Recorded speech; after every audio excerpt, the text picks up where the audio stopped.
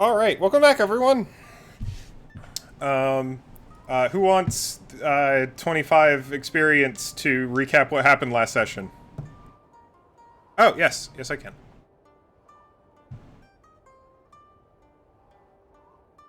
Rip.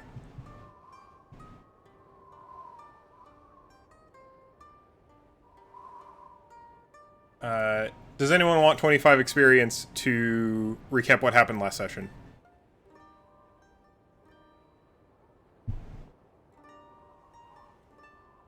I'll give 25 to anyone that can help.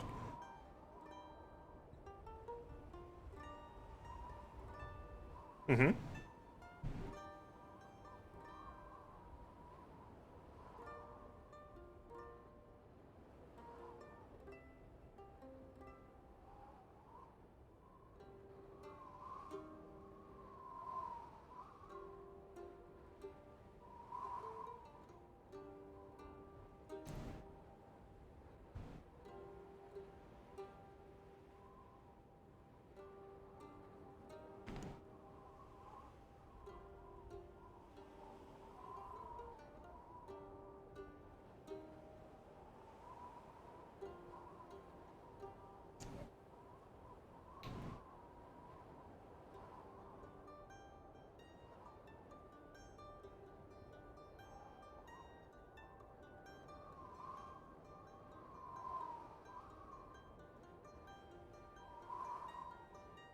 Uh, yeah. It's the symbol. They've said that they were hired by the Harax. They're under the employ of the Haraxan Coalition.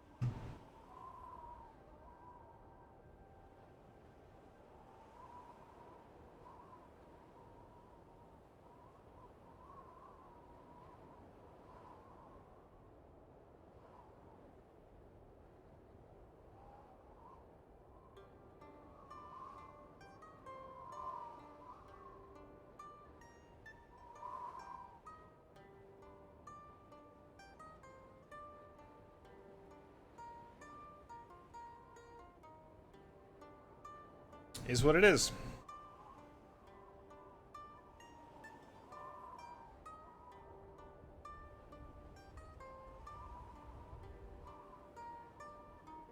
And that is where we are now.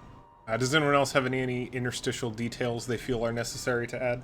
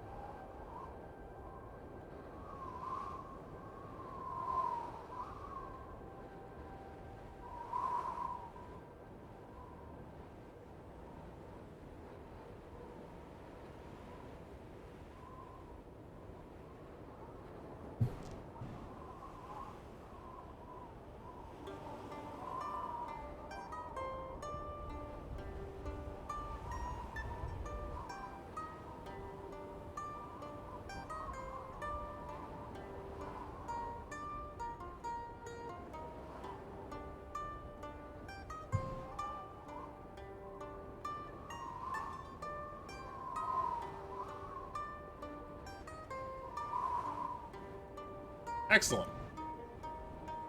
What a good... not that I can think of off the top of my head. I'm taking a moment to read what you have written in your journal this morning.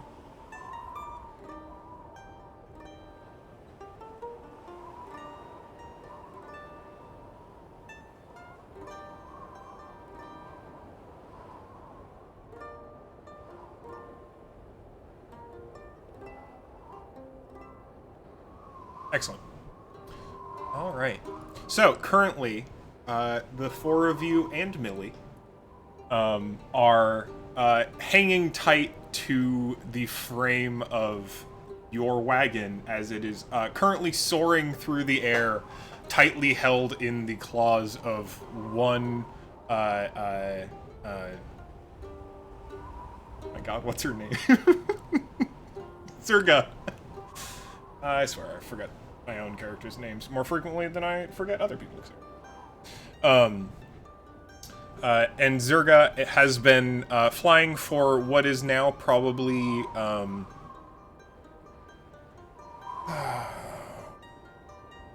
it's been an uneasy, let's say, like half an hour to an hour as she is flying effectively due south. Saying that she intends to cross Havsrath, the center of the desert, which is kind of cloaked in a perpetual sandstorm, in order to get all the way down to at least near Mirage as quickly as possible, in addition to being effectively impossible to track through the area, so as to ensure that no one will follow either her or you. It is not a bumpy ride, it is not a smooth ride. It is a little up and down as she follows the natural air currents of the desert. But it's also not the bumpiest ride. There have definitely been segments, especially pulling the cart up and down the mountains near the mines, that were certainly more rocky and more rough than this. And currently you're just a bit along for the ride, some few hundred feet above the desert floor. It's an incredible view. No clouds in the sky to be seen, and lots now from up here you can see many little oasis towns, many a little dotted settlements sparsely spread across the desert, and slowly fading behind you the dim lights of Nazgul. How is everyone feeling? I'm going to ask specifically, Loka, how are you feeling?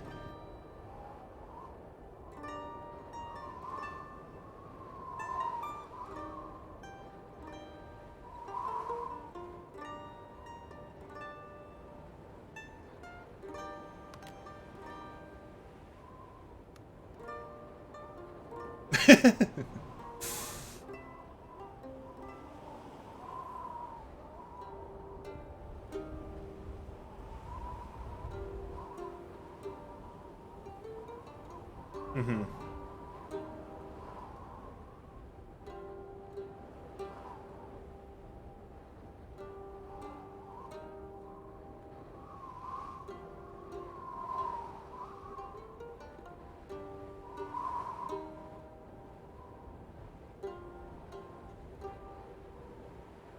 Mm-hmm. That is reasonable. You can see the cloud that is still somehow suspended roughly a foot above your head, just kind of like swirling. It's like a little miasma. Hey, San, I don't think you've ever flown like this before.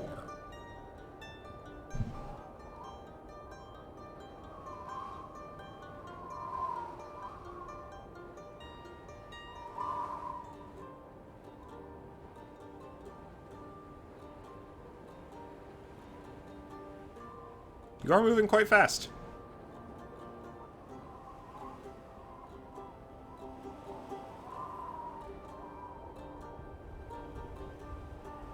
Mm-hmm.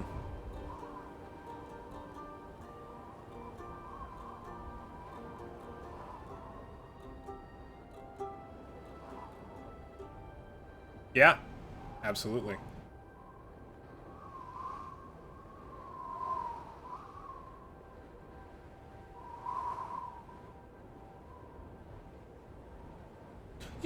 You can just talk. If you would like to. You may also send message, because it's cool.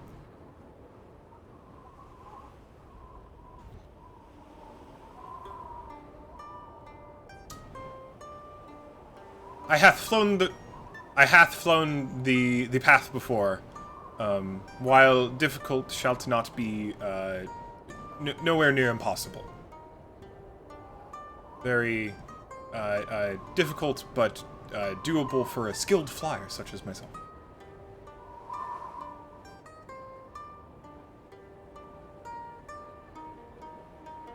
Oh, few years, mayhaps. A paltry period to a dragon.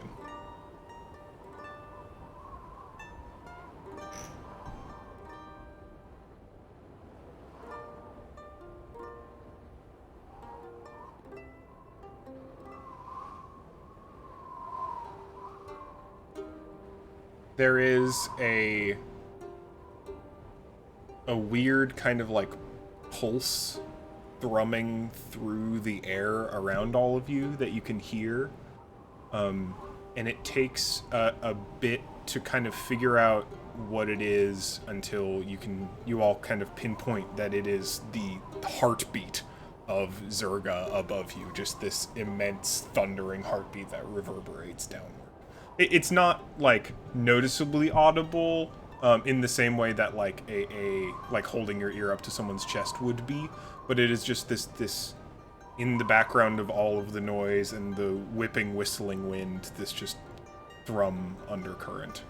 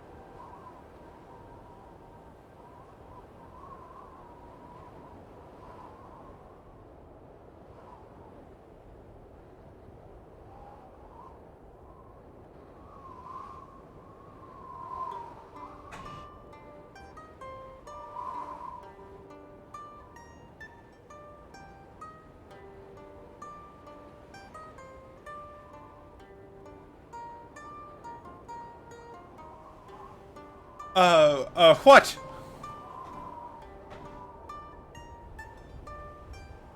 Up what?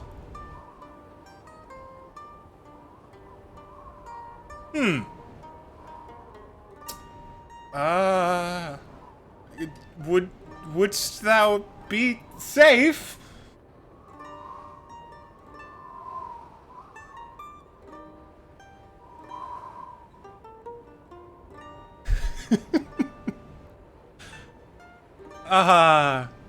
Thou art not the one with wings, correct?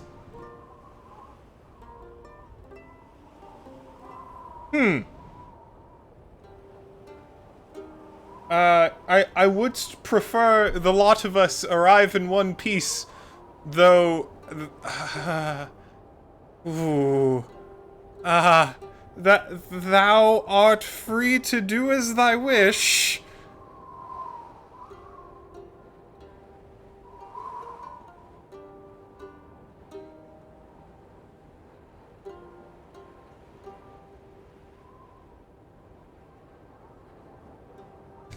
Zerga, like, audible sigh of relief. She's like, whew, okay. Definitely not dropping one of my sister's pets 300 feet onto the rocky desert. Excellent.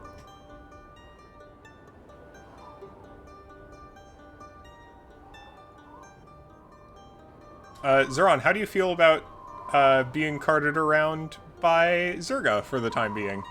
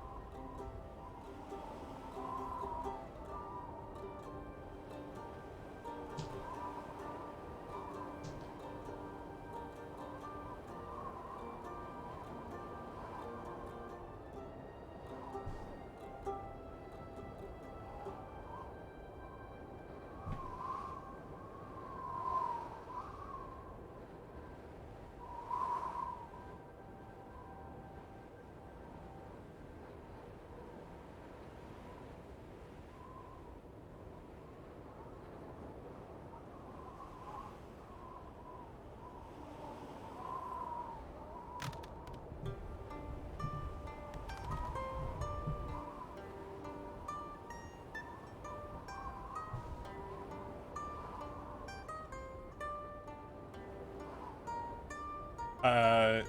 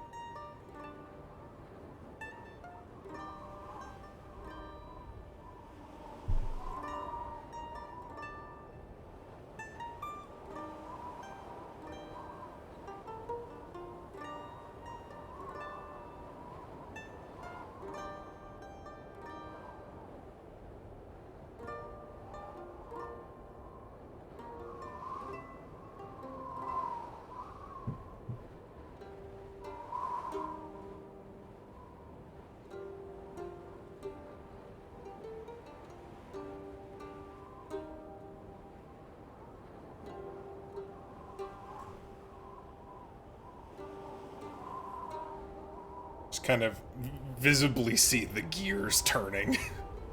And they are not turning fast.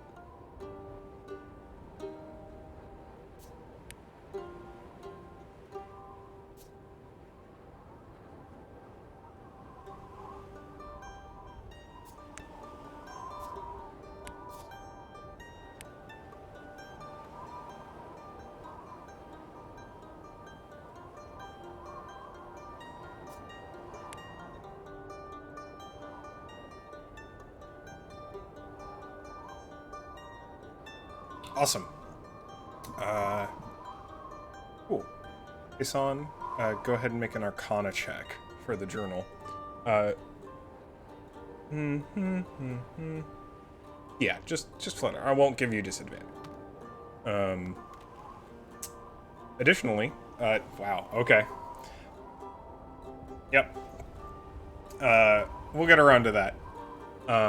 Also, during this period of time of flight, it's going to take about half a day to get from where you are now to the edge of Hav's Wrath. You all may attempt to make a long rest each, if you would like to. Which is... I'm just going to ask you to make a DC 5 Constitution check. And if you can't make it, then you won't be able to effectively get to be able to rest with the jostling. Also, I can't hear the music. Yeah, so that's the weird thing. So because I was looking at my audio levels, my desktop audio is picking it up. Oh, wait, is my audio device fucked? Yes, it's outputting. Okay.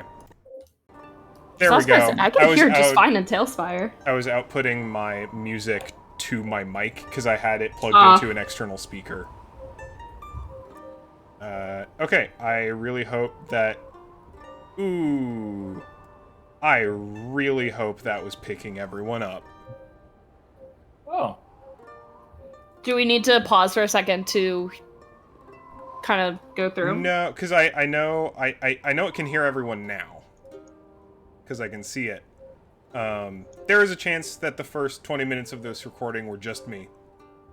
Oh. Which is not ideal. But also, we can deal with it. Recap. Zeron's kind of upsetty.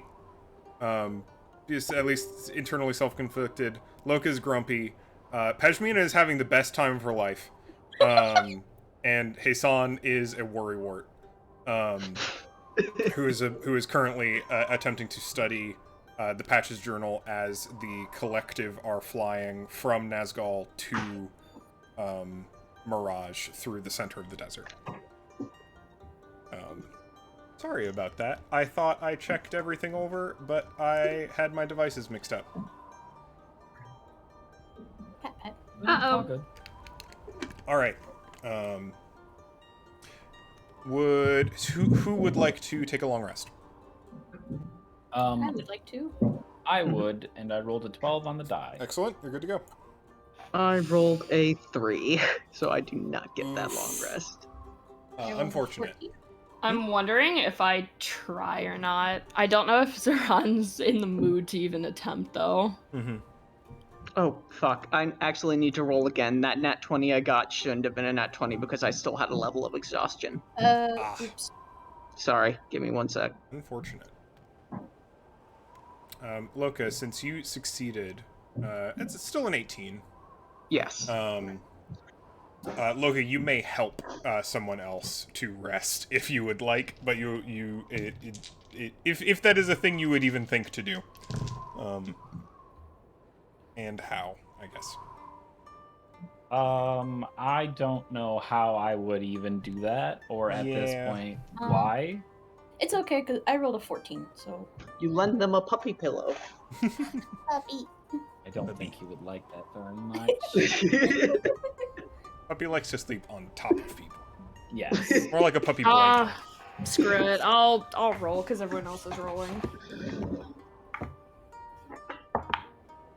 Oh, that super doesn't matter, because I totally rolled a nat 1. Ooh, unfortunate. That's tough. Alright, I won't give either of you additional levels of exhaustion, because you are trying, and it's not like you're doing strenuous activity during this period of time. Had any to begin with. But we sure are on a plane. Yes. Sleeping is hard. Sleeping is hard. Is there anywhere I can put exhaustion in D&D Beyond? It is a condition. So up where... there it is. Yep. Bink. but you won't get an additional level. I didn't have any to begin with. Excellent. Okay, cool. So do I stay at 0? Yep, you'll stay at 0. Oh. You just never won't get a mind. long rest. Never mind. I don't have any spells. Yeah. You can take short rests if that benefits you. I think it would. Yes, it does. It definitely Zoran. benefits me. Yeah.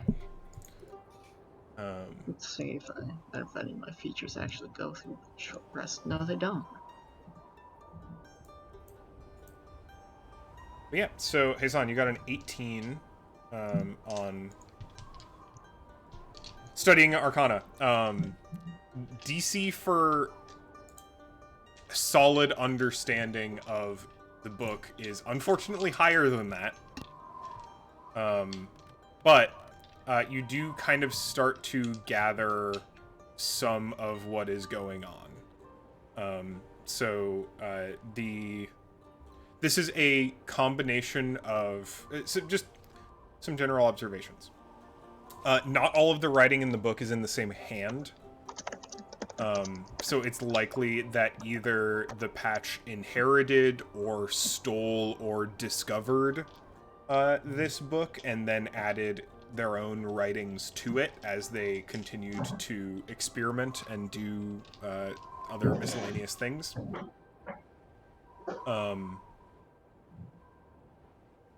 It is a kind of a mess of philosophy regarding reanimation and practical guide regarding reanimation and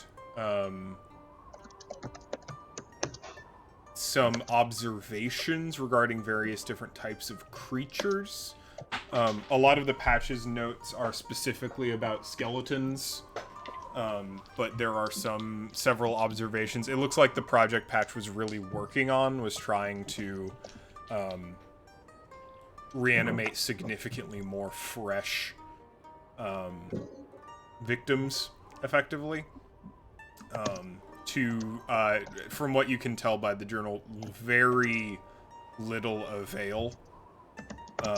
It was not a particularly successful run of experiments.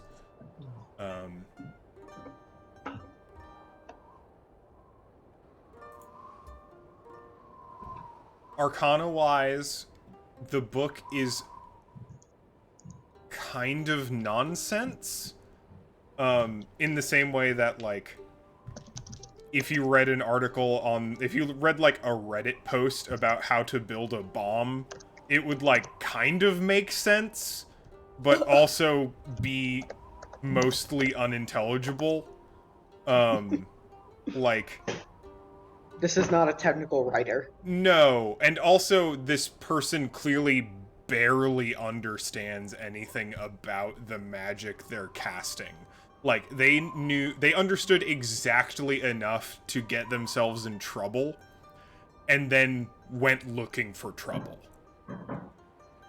And as such, like, there's not a ton you can actually glean from these readings about the experiments or the magic or really even, like, necromancy itself that is useful, because so much of the writing is just nonsense. Unless I try again eventually? No. At this point, like, this is just how much you can understand this book. Okay.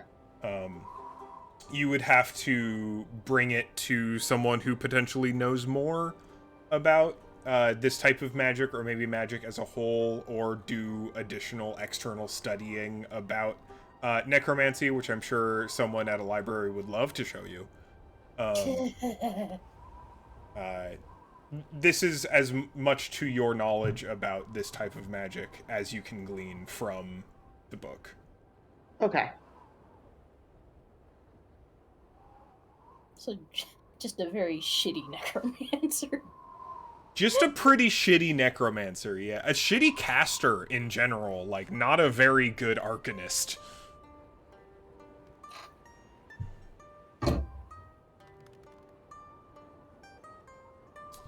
Yeah, Loka and Pejmina, you may have long rests.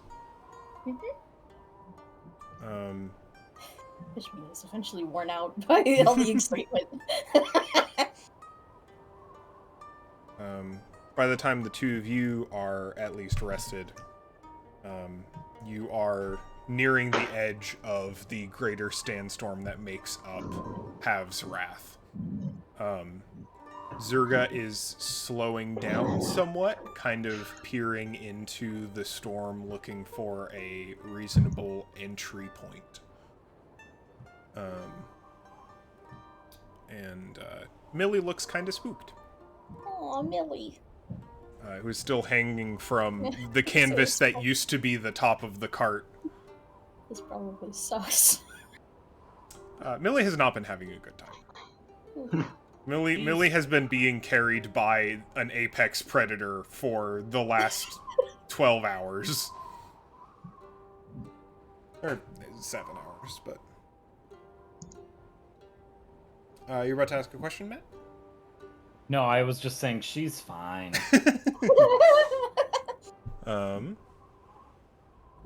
Bless. Zurga is going to make a couple checks. Alright. After a little period of waiting, she kind of looks down at you and is just like, if you have vestments to cover your eyes, mouth, extremities, I'd recommend it. Ashmina puts on her mask and wraps her head in her shawl. What is my inventory again? Clothes. I'm sure Payson possesses something in the case anybody traveling the desert would. I don't know if Loka does. I don't know if Loka does either, honestly. I mean, he should, you would think, but... Ashmina probably has extra clothes. I mean, she has at least a majority of the stuff she would wear, like, on stage, too, so... More than willing to give stuff to each other. Or more than able. She's almost definitely got, like, an extra scarf or a shawl somewhere. Zron's gonna disappear into their lantern. Excellent. See ya. Alright, Zurga kind of like, alright, ready, steady, and plunges headfirst into the sandstorm. The winds catch the side of the cart immediately, like getting hit by a truck. The whole assembly like wobbles to the side and creaks, and you can hear a groan as Zurga's talons dig harder into the sides of the wagon as she flies straight as she can while taking care to follow the currents more than she's fighting them, so as to not get blown too far off course. It's rough flying for the first chunk. It's hard to tell what's going on around you so much as Zurga continues flying. After maybe 20 minutes of this, 30 minutes of this, it is rough as hell. I would like everyone to make Constitution saving throws again. Con saves? Con saves. Do I gotta do this? No, you are in your lantern. Cool. I'm like, does my lantern need to do this? 17. 16, 17? How does a 19 do you? Very good. None of you will take blast damage as the winds buffet against you. Oh, I gotta make one for Millie. I'll give Millie. Bardic. I'm gonna give Bardic inspiration to Millie. To Millie? Yeah. Oh no! Oh no! What happened? No, Millie! That's a D6. That's a D6, and they get whatever they roll on their D6. They get In temp hit points? 10 hit points plus 3. That will help. So that is 9 temp hit points as you kind of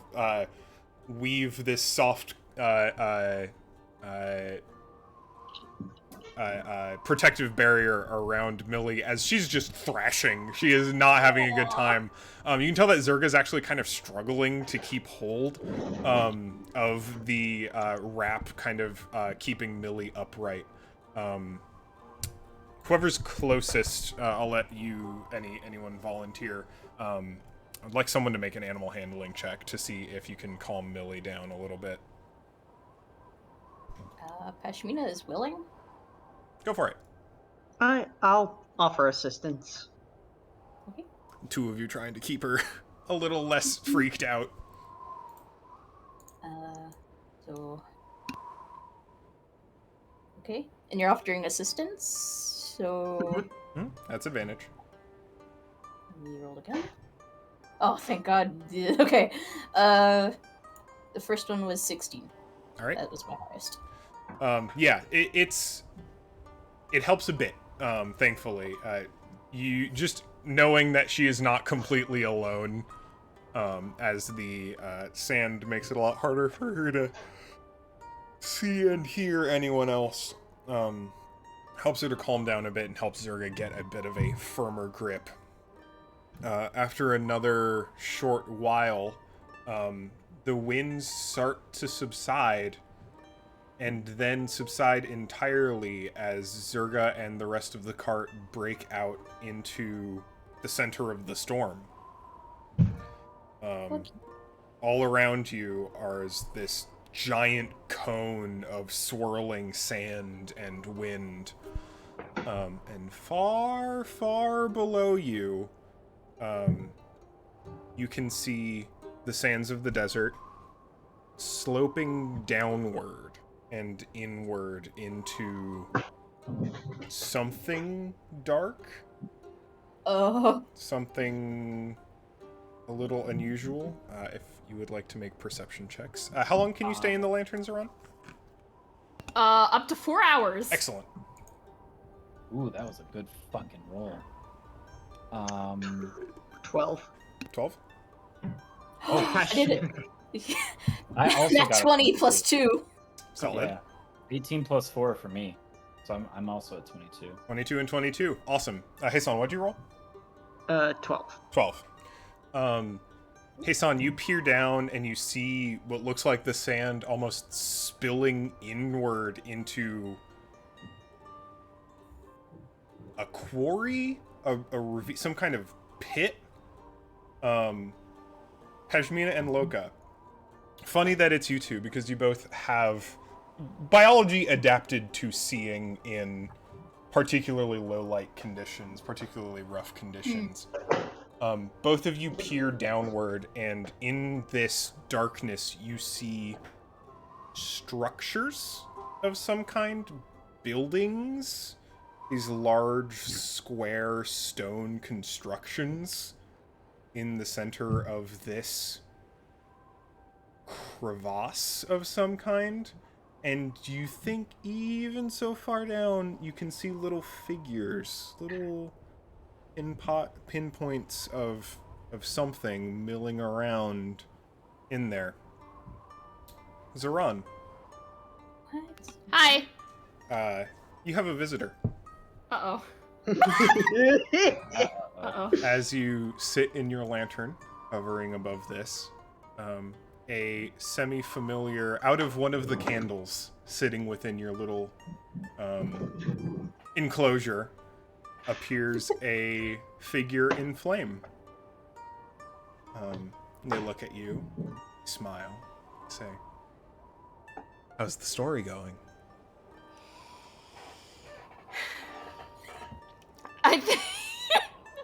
I don't think Zaran is, like, in the mood for this at all. Just kind of, like, looks over at them, just kind of still, just, like, angry face, just kind of, like, frustrated sigh. Currently stuck inside of a lantern, being floated around in a cart, being hovered around by a dragon. How do you think it's going? That sounds quite exciting. It's an opportunity. An opportunity. There's lots of things that can be done. Lots of interesting beats.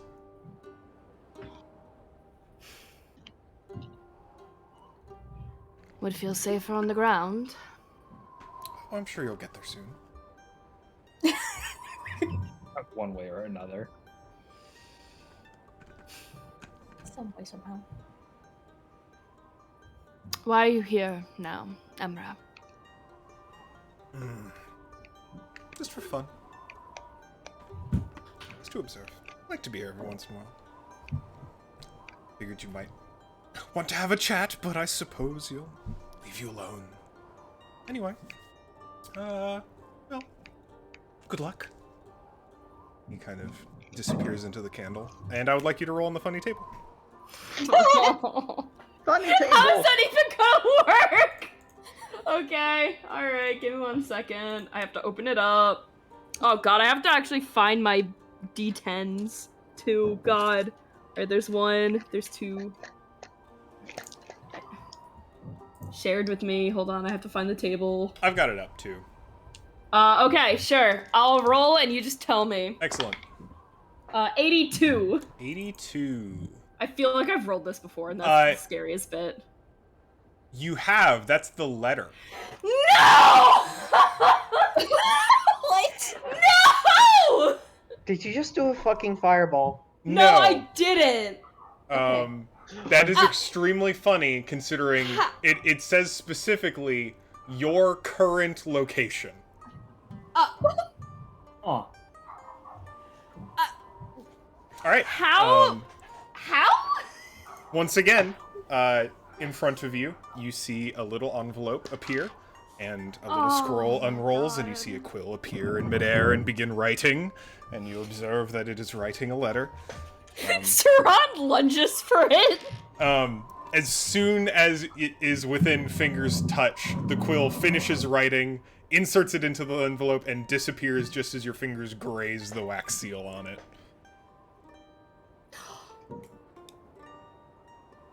I think, like, they literally, like, full body lunge at it, so they just hit the ground. And they just kind of, like, slam their fist in the bottom of it and just angrily groan. Oh, I'm never gonna hear the end of that one. Where's it gonna go? What is this? What does it say? Excellent. That one's funny. That one is really funny. That's gonna be interesting. Well, my question is, since we don't know what the first letter was, I guess this won't be a spoiler, but is this letter the same as the first letter, or is it different? In content, it is identical, save for one fact. Okay. God. So, excellent. Good to know. Zerga continues flying. So fucking funny. Holy shit.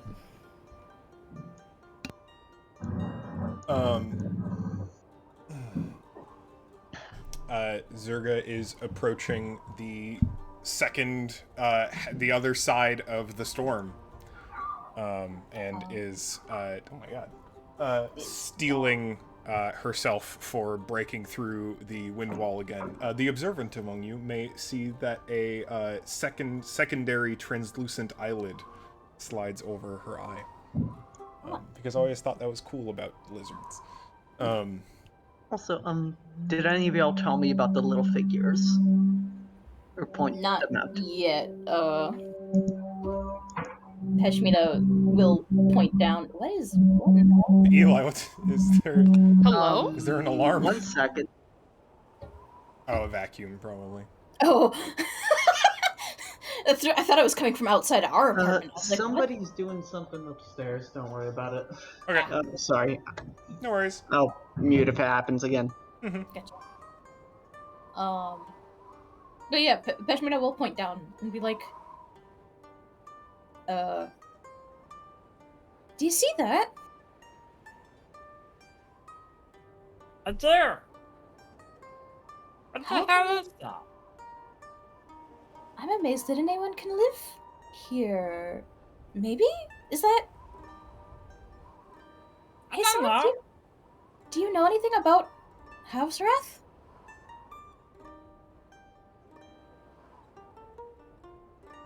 Hey, son. Yes, I would know plenty about it. It is the center of the Fae, supposedly the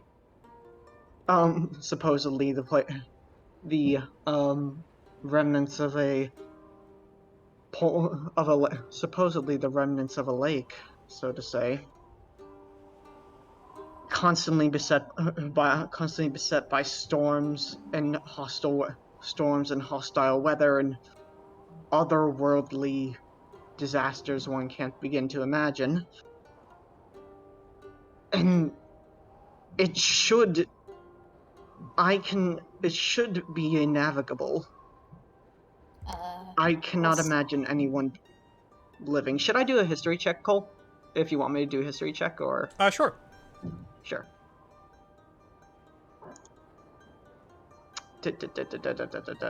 History. First one. First is 19. Other is a 10. Shit. I need to get rid of this exhaustion. Exhaustion bad. Yeah, so the unfortunate part of history about Havsrath is people don't go there. Yes. Like, it is like what you are doing right now should be, largely speaking, impossible. Yes.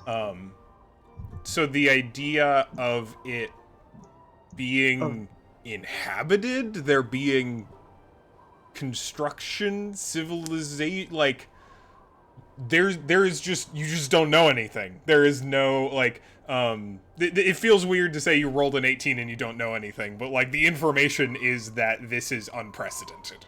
Yeah. From what you can tell, like, formation-wise, like, you understand that it used to be a water feature of some kind, theoretically, and the geography you're seeing looks largely congruent with that. But beyond that, it is. Question mark, exclamation point, question mark, explanation point. And Hassan will begin scribbling in his journal. No, there is no record of this as far as I know. This place, those who can navigate the desert are so few and far between that it's impossible to verify whether they are truth tellers, there are tall tales, but no.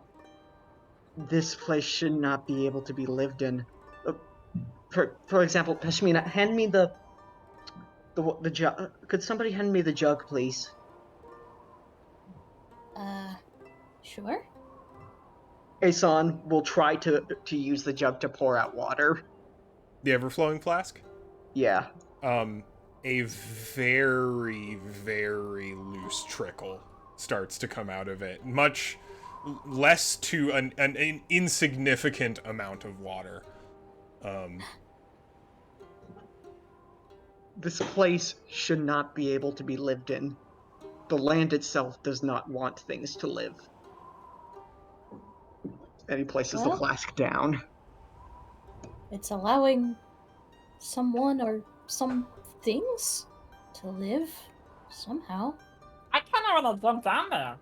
Don't, please. I mean, yes, yes, I do as well. Don't jump, please. Hassan is going to try and... How long have we been flying through Havsrath up until this point? Up until this point, including through the first part of the storm, probably about an hour. 1 hour. Alright, 1 hour flying. Pillars. Oh, well, so sand sloping down. Is it like... It's almost like it's... Yeah, it's hard to tell from this high, but it almost looks like it is flowing into a pit. Into like a really big sarlacc pit. Yeesh. Hassan's going to try and start sketching out, going to a map, is going to the map, and going to try to suss out, maybe mark possible locations of where possibly within an hour's flight one could get to, such that they could once again find this location. Absolutely. It's not a good, like navigation check isn't really a thing. That'd be a good... You know, I'll give you your 18 history on that too. So like, you have what you think is a pretty good approximation of where it should be in space. Okay. Thank you. Mm-hmm.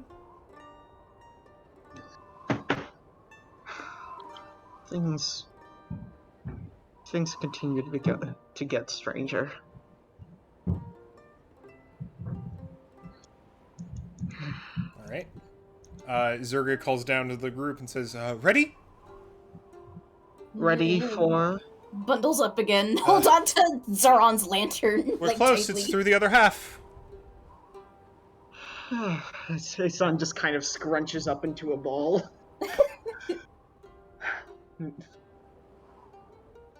All right, and she flies into the second half. Boink. Oh, please. Pretty good.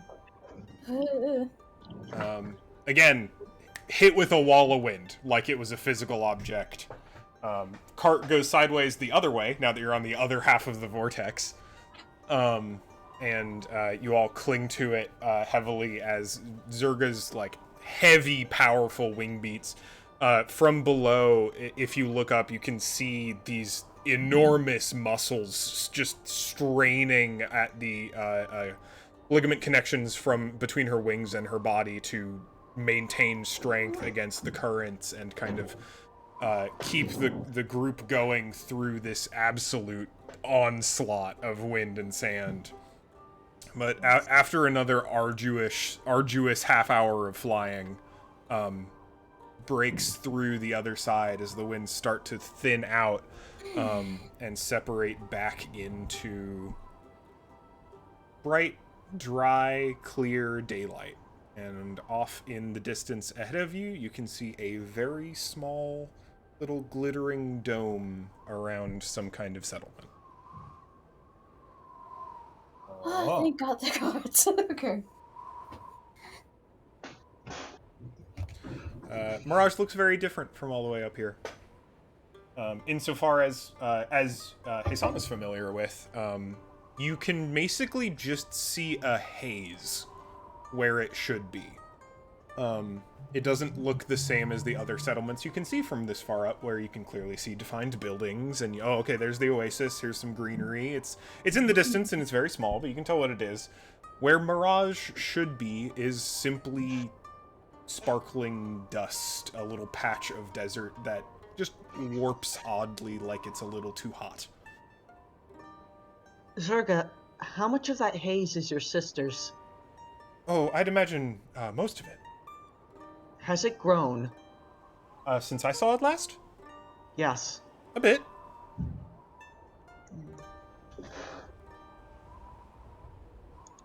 Encompassing more area, mayhaps? That's... Alright. Well, forthwith, or onward. And she continues flying. At this point, it's honestly mostly a glide. At a low incline, but she's no longer heaving her wings in the same way she would before. Although she's also kind of looking around, and she's like, shouldst we land mayhaps behind a dune and walk the remainder, so'st I may not arrive in such unseemly form? That would probably be preferable. Hi. All right. Can it be like a close doing though? Certainly. I would not like to walk too far. I also just remembered you all still have a box in the cart with the patch and a bunch of gems and loot in it. Which has just been there the whole time. You have the lid closed, so maybe it's not as much of an issue currently. But that is also still here. It's only been like a day and a half, so it's not the patch isn't exactly rotting. But yeah, Zerga continues to glide down. It's about now where I think Zoran, you'd have to pop out of the lantern. Got it. I am out of lantern. But you are fairly close. Did you enjoy your rest? How did I reply to this?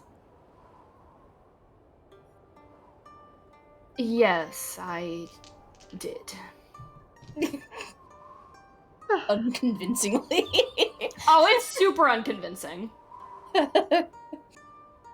I see. Well, rest assured, we also had a wonderful time out here. You call that wonderful? That was... you know what? I'm not going to even bother responding. Mildly terrifying. But Millie, also pretty cool.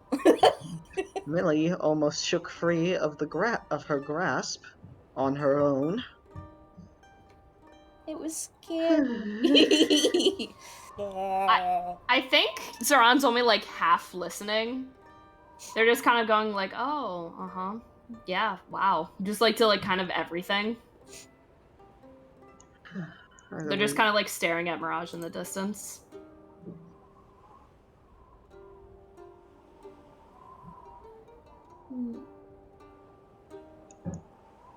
Zerga continues gliding slowly down.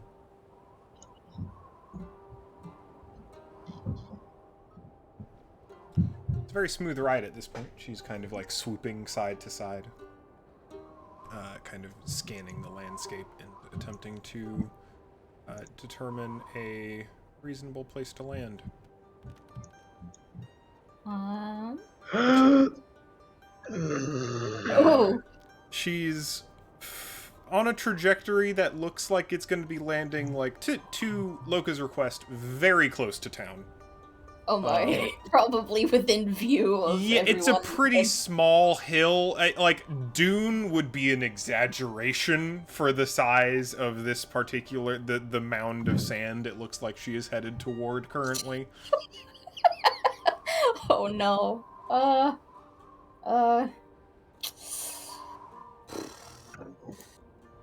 Yeah, nope. I don't know if there's... I guess that's what it's gonna be, huh? If anybody asks questions, Loka's just gonna say that it's him.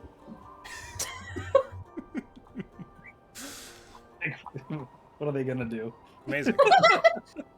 All right.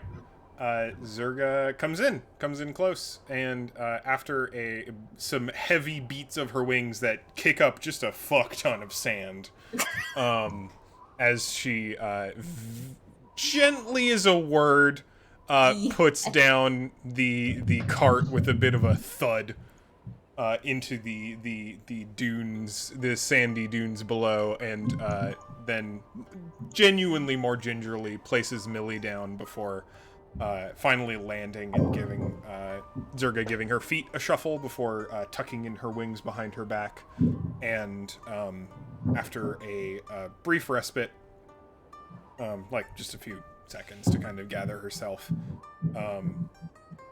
taps a couple of her talons together, and like her form shifts and kind of elongates and shrinks and becomes elastic until she appears as the blue Aarakocra you saw her before at Nelskull. Loka jumps off of the cart and is like, "Land!" I've never been so happy.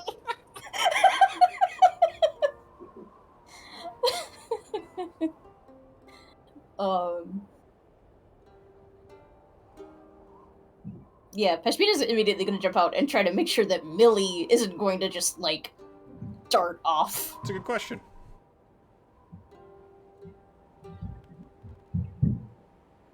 Oh, 7. no. I think Millie has +0 to everything. No, she's -2 to a few things. She's minus to, I think wisdom specifically, which is what I was testing. Millie! She looks like she might bolt. She's looking like she's like very slowly backing away from Zurga, now the Aarakocra.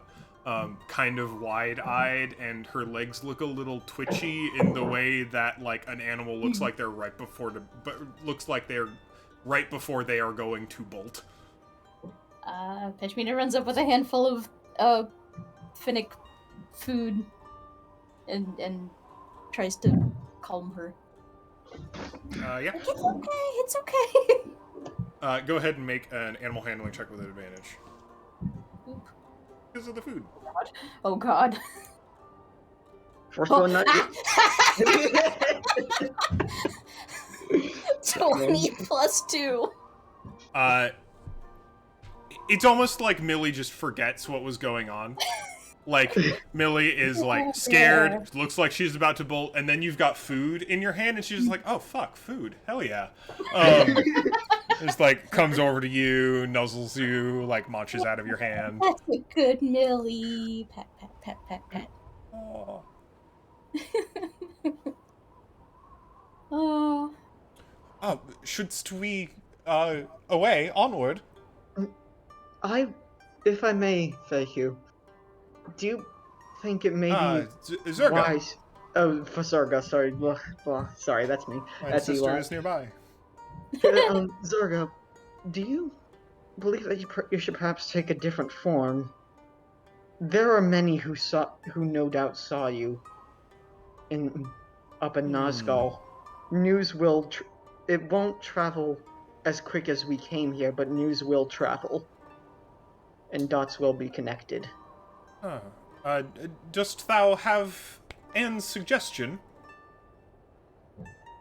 Perhaps Maybe one of the characters from Mind Plays. his son's going to be going to say, since he totally did fake saying he had read her plays, say, perhaps the lovelorn one, you know the one, still trying to pretend that he still knows all of her work. Certainly. And she kind of like shifts again, and she's just like this like brightly freckled young halfling, like bright red hair, just like very not wearing the right clothing for this climate. Like very, very homely, very cottagecore. Has like a little staff and looks positively cheerful, and just like, I hath embodied an entirely new personhood. Yippee! I suppose yes, that shall do. I suppose. Loka just kind of puts a hand to his forehead and then slowly puts his hand to her forehead and goes, I didn't know you could get that small. We are small together, mine companion. No, that's not what you're supposed to say. You're supposed to say, we're giants together, right? Like we're big and we're strong. We're giants. We are giants forthwith. We are of the dragons. Yes. Like that? Yeah, that was great. Huzzah! she's gonna turn immediately. He's gonna turn immediately around to Peshmina and just be like, I don't think she was as into it as she says she was, but it's fun.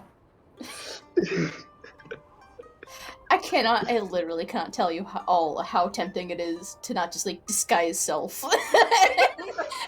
Make myself look exactly like her right now.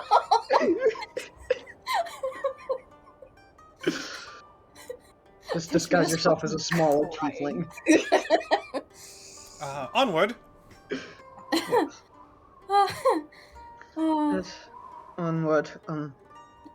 Can the cart make it through the sand? It can. It is designed to. Okay. It is how you have managed to bring it through the dunes thus far, anyway. And you got a nat 20, so Millie is more than willing to carry the cart with you. Zerga is going to be walking alongside, maybe suspiciously fast for a halfling through the sand, but certainly keeping pace. As you head back toward the city. As you are heading toward the city from around the dune, there are you notice like a few different villagers that are like coming out toward the dune, like kind of concerned. Like there's like specifically 2 Hawkguard from town are out toward town, and they kind of see you all, and they look back and they're like, what are you doing out here? Wow, we're just walking. Didn't you see the fucking what? What do you mean? The dragon. The dragon? Oh, that was just me. I was just horsing around. Oh yeah. Wow. Peshmina does a little like illusion in her hands of like a blue dragon like flying in a circle, and then just makes it vanish. And it's like, I was working on my bit. Yeah, we were playing your with the little Mirage that we have. You know, it amplifies that kind of magic, apparently. That was really cool, right? And you would be surprised what can be you would be surprised what a little reflection can do in misty air such as this. That's what he said. Peshmina, go ahead and give me either deception or performance I with would advantage. like to help. Yep, Okay. no, she's getting mega advantage from this whole situation. Excellent. And actually, I'm gonna give for helping. I'm just gonna give Loka and Hasan. You both can have inspiration. Oh shit! I realized recently I haven't given out inspiration at all this campaign so far. Hannah, give yourself a bardic inspiration. Roll a d6. Okay. You did specifically say words to encourage this particular bit, so yeah, that super works. Yeah. What can I add to this then? Plus D6. D6 with advantage because of motive inspiration. Okay. So I'll roll. This is a very good lie you have come up with. Collectively. So that was a Originally a 12. 16? 16? Yeah, so in total a 16. Okay, they rolled an 11. Where's my monster manual? One sec. Esmerina's actually just gonna keep playing around with minor illusion, just keeps making a little dragon fly around her head. Asan will use prestidigitation to make little illusionary sparks come out of the dragon of the blue dragon's mouth. Alright, I've got my monster. I need to check what their site is. I don't think it's particular. I do need to. This is an important check, so I am going to verify. I like the idea of it's almost like fushigi, like because she's like a dancer. She's like playing around with it. She's like doing the wave, and it's like riding the wave of her arms. Okay. They do not have enough of an insight to pass that. So you all say that, and they're just like, oh, fuck. Oh, you cannot possibly tell me you've the never seen gods. larger illusions before. Warn us. Oh. Sorry, impromptu practice. We thought we were gonna have to fight a dragon today. Oh. Yes. Okay. Oof. All right. You put him up, you fight me, you can say you're dead.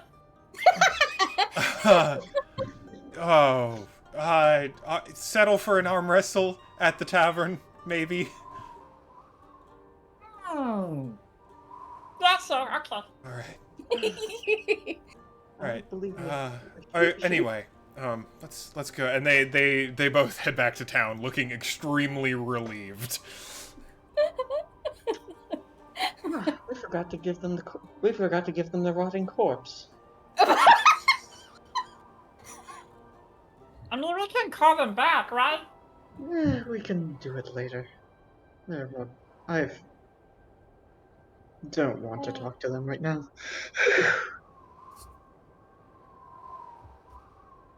That was. Forward toward Forward. mine sister, and Zerga comes out, having like effectively been hiding behind the cart during that interaction. Yes, forward unto thine sister. Yes. and Who I'm sure will have plenty to say to you. you continue back toward town. Having now that you are past the Veil of Mist, and Millie recognizes the town, Millie seems really excited to be back. Aw. And Millie kind of like picks up the pace and is almost like bounding toward town, to get back to her normal watering hole. Bless. She kind of like pulls the cart back in. She pulls it right beside the alchemist shop. I'm actually going to bring us back to Mirage. Yay.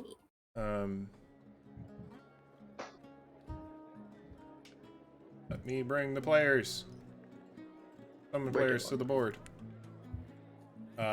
Water. Millie actually pulls the wagon in beside the alchemist shop. And basically, as soon as it is in position as it was before, is immediately like pawing at the reins and whining. Just gonna let her out. She sprints over to the oasis and just dives in. Bless. Okay, I got yelled at last time I did that. Why did she get to do that? Because she's cute. I'm cute. In a different way, but she's cute in a fluffy animal, adorable, not deadly sort of way. I'm not. Okay, I am deadly. Never mind. I need a point. She kind of deserves it right now. Lily can have anything she wants for like the next week, as far as I'm concerned. Oh, my Steam finally fucking. Oh my god. Okay. And for the first time on this map, we're gonna pull in the custom minis. Just- Yay.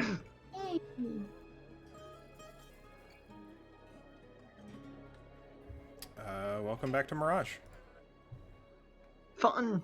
I need to find. I know I've got halfling minis around here somewhere.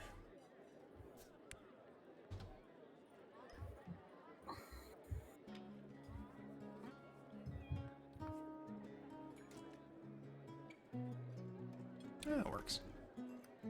Bonk.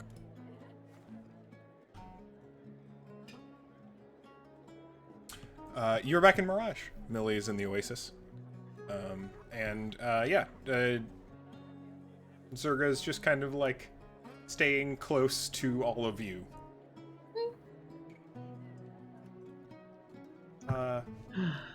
Tis a minute kingdom for such a grand leader, such as my kin. Yes. It is. Do you believe she would be able to yes, an ideal if I do say so myself.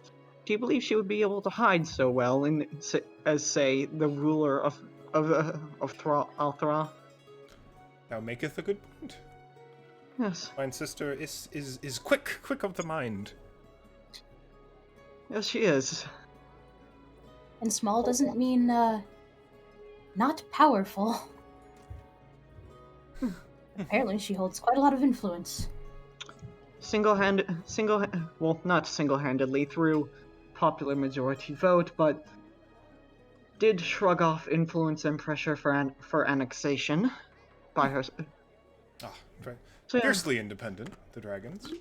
fiercely. I mean, the Cochrane. Yes. Perhaps you should. No, this would be fine. I can't understand thine subtext. I will stay quiet. Yes. I suppose. Hassan's going to shoot a message to Zoran. Will you be all right visiting Feihu again? Just fine. Very good. I suppose. Is there nothing anybody needs to do before we check in with our esteemed patroness?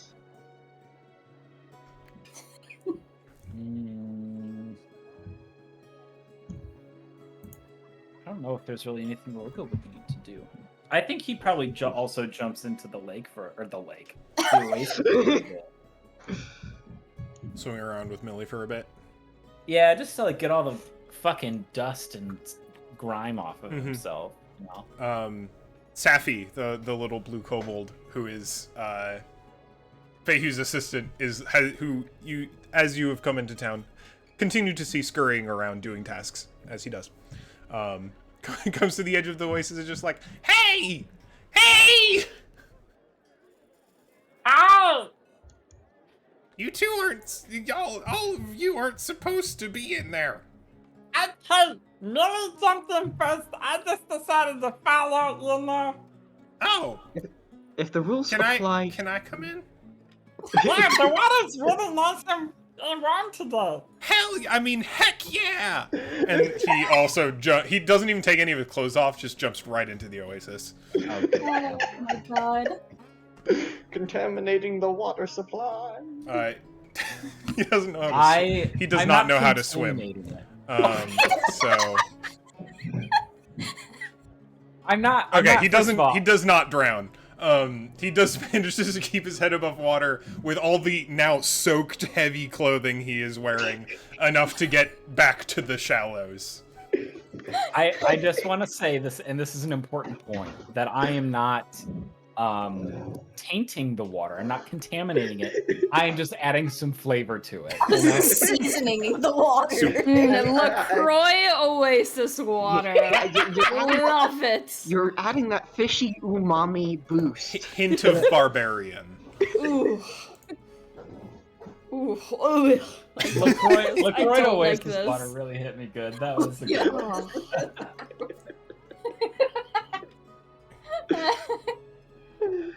I don't like this conversation.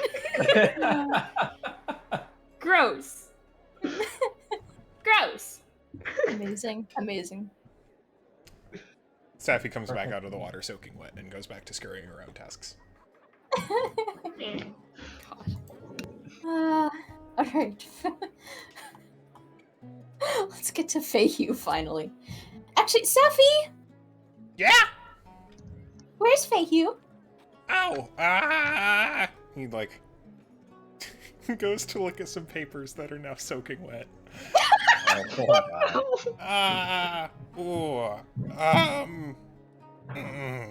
Hassan will cast wait, one sec, I need to see if... Does prestidigitation just clean or dry? I think that counts. You can do laundry with prestidigitation, so I think it can... Yeah. It should be able to dry paper. Yeah. Oh, It's still thanks. got that crinkle. Let's see. Looks at the sun. Looks back at the papers. She should be, coming back from a town, economic council meeting. Headed back to her hut soon. If not already there. Well, then that sounds like our next destination. Thank you. You're welcome! Here's how kobolds talk in this game. It's fun. Are you related? I want to ask so bad if they know It's what so kobold rude!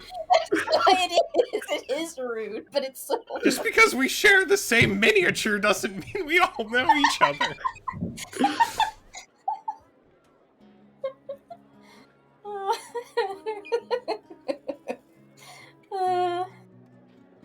I mean, who's that?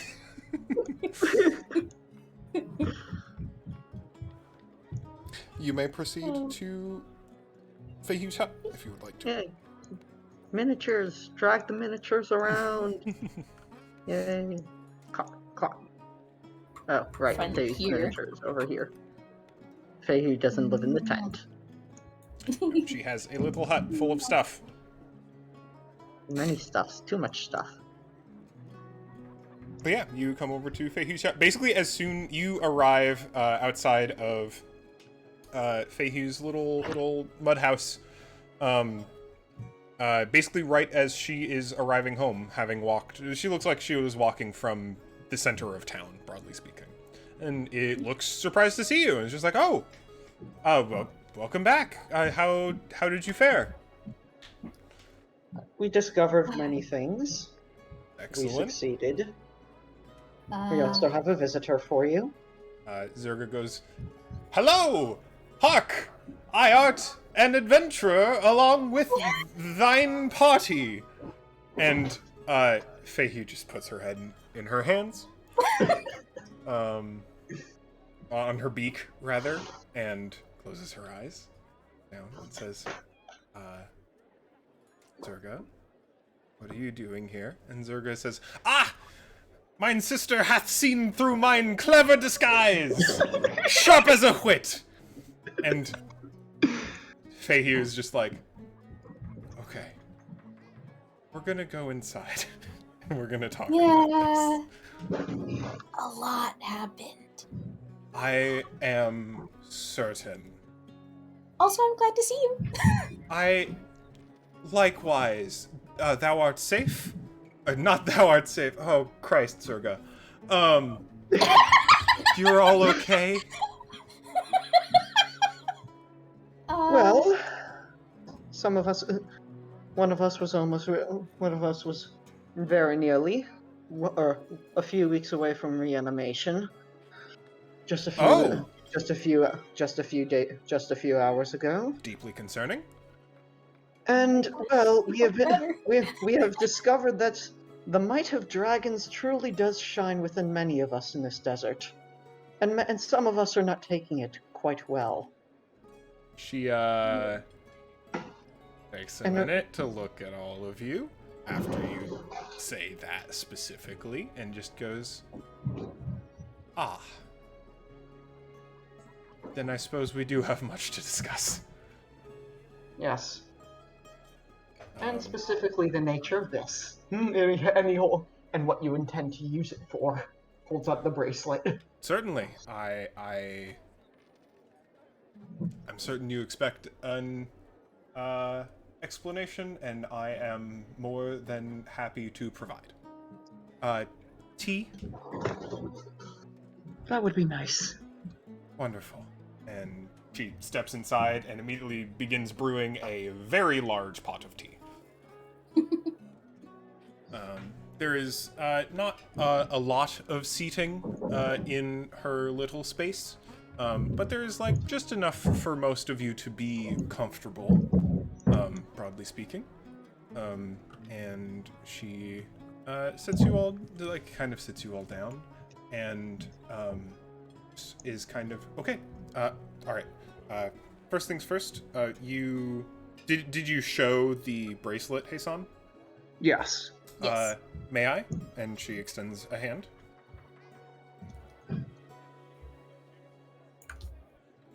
I first wish to know what you use it for before I hand this to you. Self-defense.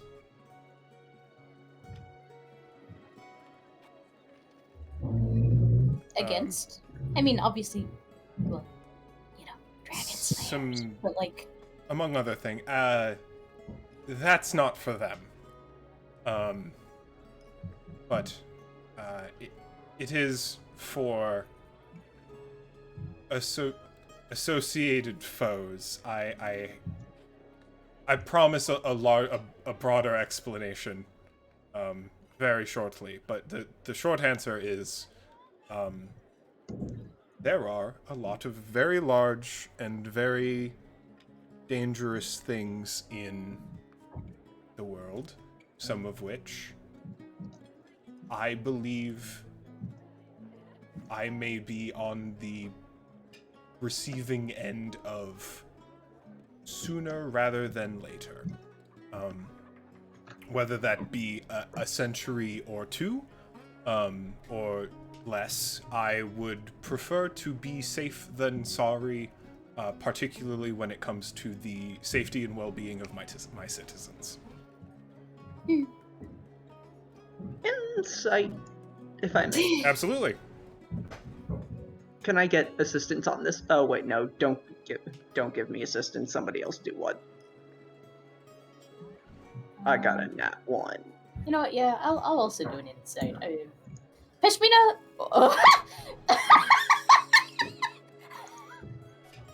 I also rolled a nat 1. She's a very good. All right. Step aside, everyone. Step aside. Peshmina, Oh my I'll give fucking you God. inspiration for rolling a nat 1. Oh my Zeron, did you fucking also God. roll a nat 1? I fucking rolled a nat 1. Alright, What Zeron, happened? you also get inspiration for rolling a nat 1. What? I'm not even joking when I say this. That's incredible. Are you doing I'm an not insight? even fucking around. Yeah, we're I all can doing roll an insight on that. Alright, Oh let's see if my we get the God. full 4. Come on! It's extremely unlikely. 7 Damn. plus 2, 9. 2, 9.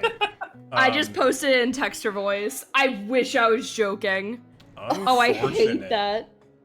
Wow. That's so upsetting. That's amazing. I was Yup. rolling really good for like a couple of rolls I was there. about That to was say. It was literally on a 19 and it just went no. Y'all are rolling like I rolled last time. For we'll real do that. though. roller coaster. Comes and That's goes. so funny. All right. All of you try and read her, and she's just largely inscrutable. She's keeping a very straight expression.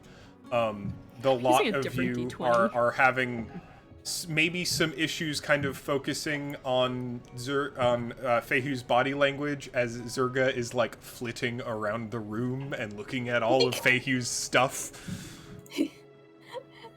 I think Peshmina also just feels bad for distrusting her after everything that just happened.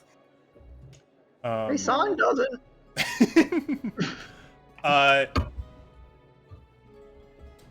Loco with a 9. It's still a little tough, and your surroundings are a bit distracting.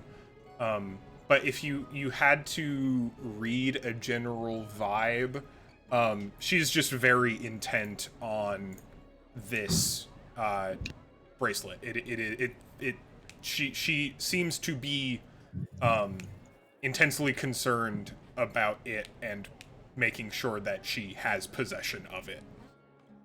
Makes sense considering she just sent 4 people on a whole quest to get it. Yeah. I think, I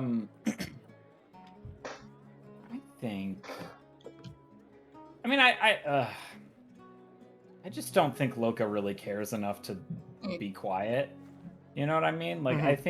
I think he will just ask outright, like, Okay, so who are the other people that are supposed to be coming? I'm not sure. And that is an awful question. Or not an awful question. My apologies. Your question is completely valid and very justified. It's a horrible answer. The short answer, and I'm sure we can get into it, is that things are happening far away from here. But not nearly as far away from here as they used to be. I have a number of allies across the continent who I attempt to keep in as regular communication as I can, and increasingly unusual things are happening with increasing frequency. And I'll let you in on a little draconic secret, I suppose.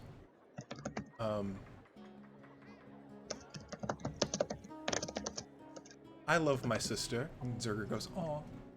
Um, and we cooperate well. We're family. We're doing our best to keep together.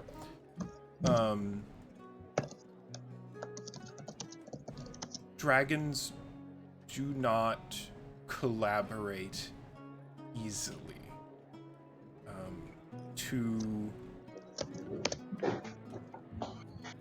unfortunate stereotype, we're frequently jealous, power hungry,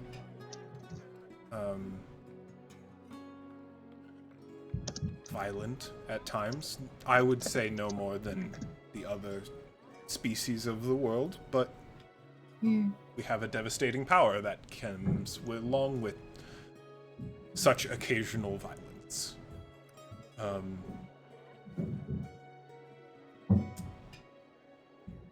You all have not seen dragons across the world for some time, I imagine.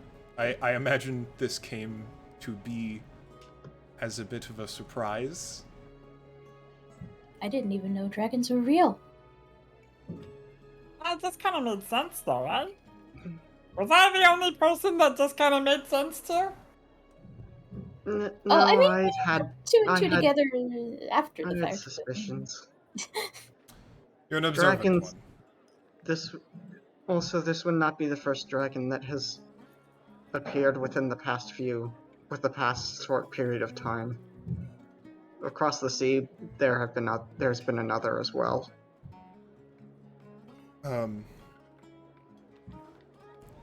Much of this is not because we are missing, just because many of us have been keeping to ourselves in light of the past millennia's animosity towards the people.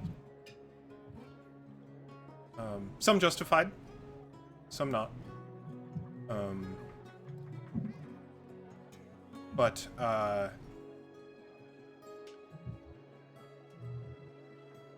more and more, we're seeing the effects of magic, big magic, enormous displays of strength across the continent that I believe may be more of my kin. And I do not believe that all of them mean well in light of our assumed recent exile.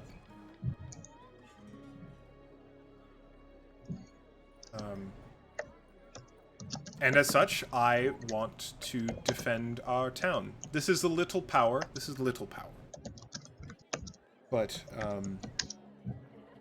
should someone come knocking, I want to be prepared. I care deeply for my citizens, my people, my little band of traders and merchants, and I would not see them harmed under any circumstances. And I had assumed and hoped that my sister would be safe in her own town. It seemed she was developing a reasonable cover over the past 60 years or so. How's that been going, Zerga? As we know, it's really sad. And Zerga kind of stops flitting around the room and looking at stuff and kind of looks back at Fehu and is like, so I'm good news. My artistic career has been flourishing under recent years. I have a couple of gallery adoptions, and one of my plays was performed once. Bad news, I vacated my hoard and burned all my paintings and tore the cave down. Fehu looks frightened. And then kind of looks at all of you and goes, what happened? Do you remember the Black Talons you warned us about? I couldn't forget them. We have. Oh, sorry. Sorry. Do you want to explain this, Hannah? No, that's it was them. That's Okay. This far west, or east. Here. This far east. Yeah. Yes. We happened upon some doing mercenary work for one of the families of Althra. Then, well, I don't know the specifics. They supposedly spoke. the Haraxan Coalition isn't from Althra. No, they are not. They were doing mercenary work for one of the families there. Oh, okay. You remember they were essentially expanding influence into that one oasis town of, I think it was Okay, and that was Lake. Gotcha. That's probably just cover work then. Got it. Yeah. And then I don't know the full story. Zeron spoke to one upon our visit to Nazgul, or rather, they spoke to them. We had built up something of a cautionary rapport with them on the short time we had spent traveling alongside one another. And I'm not quite sure what was said, but they were informed that they knew your sister was in hiding within this village and were after her. So the rest is fairly obvious. Though it should be known that I'm sure within a few days, as we ran, arrows were shot at her, and if the cave rumbling, if they noticed her, there's no doubt others noticed her as well. I'm sure within a few days there may be, rather, if things go as I think they will, there will be reports of a dragon in the Facie. What path did you take to get here? The most foolish one. Ah! Zerga. Okay. Straight through the eye. Alright. Well, hard to track at least. And hopefully reports will say the dragon disappeared into the cyclone and was never seen again. Time will tell. Fuck. Yes.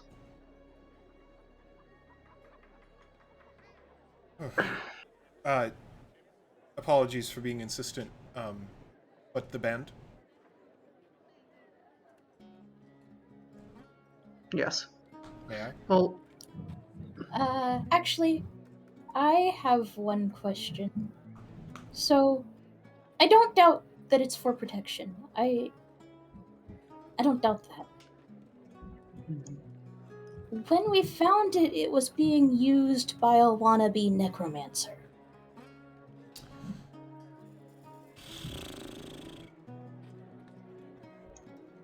What would a wannabe...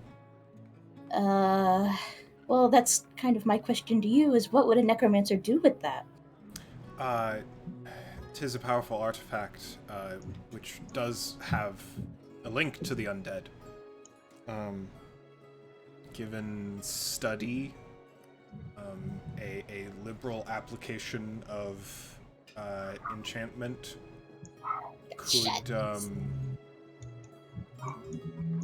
could be used to attempt to, rather than nullify the effects of undeath, attempt to amplify them, if misconstrued in a very particular way. The band itself would be unlikely to be used for those purposes directly. You encountered a necromancer? Excuse me? Sorry, okay. So I've been answering a lot of questions. What happened? How? Please, I would like to know of your journey. So basically what happened is we were going between from the small towns and the other small towns. And we were traveling through a pass, and we were asked whether we would like our money or our lives. And so I said, can I ask you a question? I was very proud of this, by the way. Nobody else thought it was as cool as I did. Apparently. Joking. But so then I said, can I ask you a question? He said, sure. And I said, same question. And then we found out that it was the pets from the board. And so we went and we got him. You know, and he had like a girl thing, like a zombie thing. And it stabbed past Mina. And she was dying. But now she's not dying. We're not really sure how or why that happened. We think the girl god gave her some sort of acceptance pass. I don't know the right word, but so and then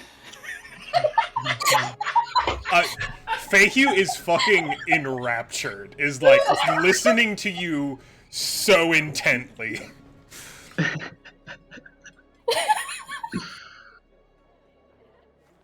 Oh god, this character is so fucking ridiculous.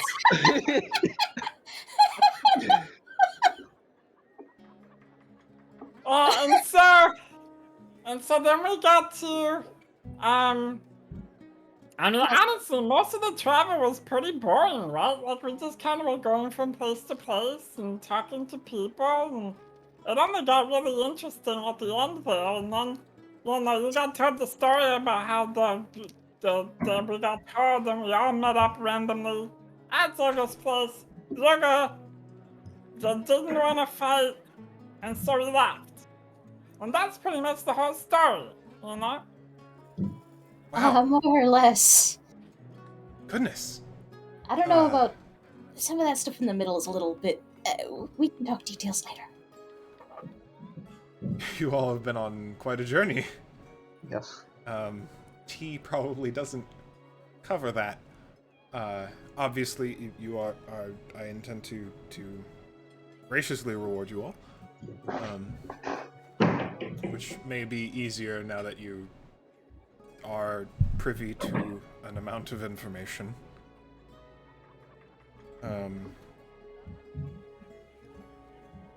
Wow. Okay. That is a lot. That is a lot.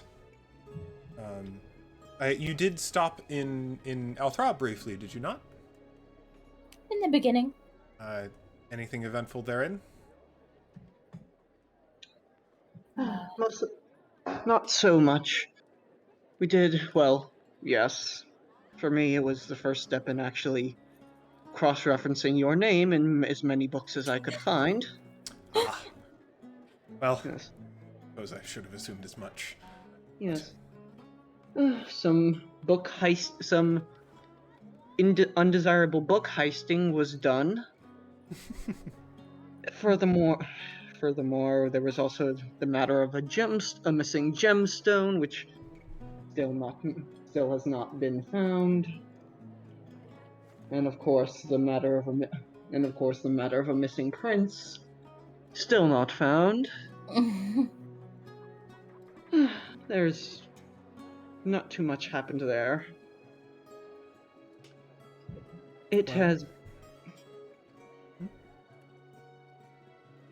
By the way, the band. Hasan will give her the band. She takes it as soon as you offer it, and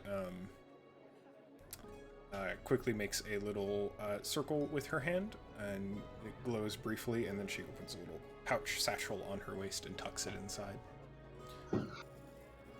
Excellent. I'm certain you are all very tired. Would you appreciate a sponsorship at the local inn? Very much. One sec, I need to move to another room. Excellent. I believe in the midst of that, Fahey turns to you, Pashmina. You were injured? It got better, and she just kind of shrugs. Oh. All right. Good to know. Hope it wasn't too dire. It hurt a whole lot. It was very scary. I'm certain. You all have done extremely well, every one of you. Ashmina, a great a dancer performing well beyond her expectations. A dashing hero in Zeron. I'm certain an intrepid fighter in Loka, and the studious scribe, Isan. I'm sure your names will be remembered well in the rest that you do as well. I would be more than happy to discuss reward with all of you, and I dare say potential future work should you choose to accept it. But I think mayhaps tonight would be a good night to rest up and get yourselves in order before doing anything quite so exciting. Yes. Nods all around. Then please, at the Misty Veil, and she kind of puts her hand back into the pouch and pulls out a little coin with a little blue feather on it, and gives it to you, Zeron, and says, this should get you into the inn just fine. Thank you kindly.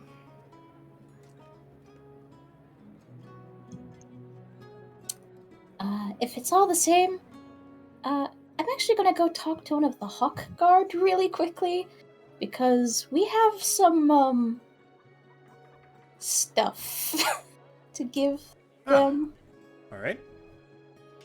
I mean, please, take your time to take advantage of all that Mirage has to offer at your leisure.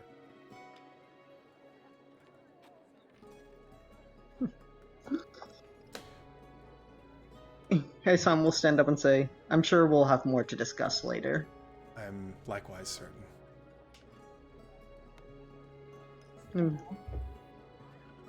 We'll begin to take his leave. Yeah. Zeron is gonna hand Heisan the coin and feather. Heisan will take it as though he was expecting something as such.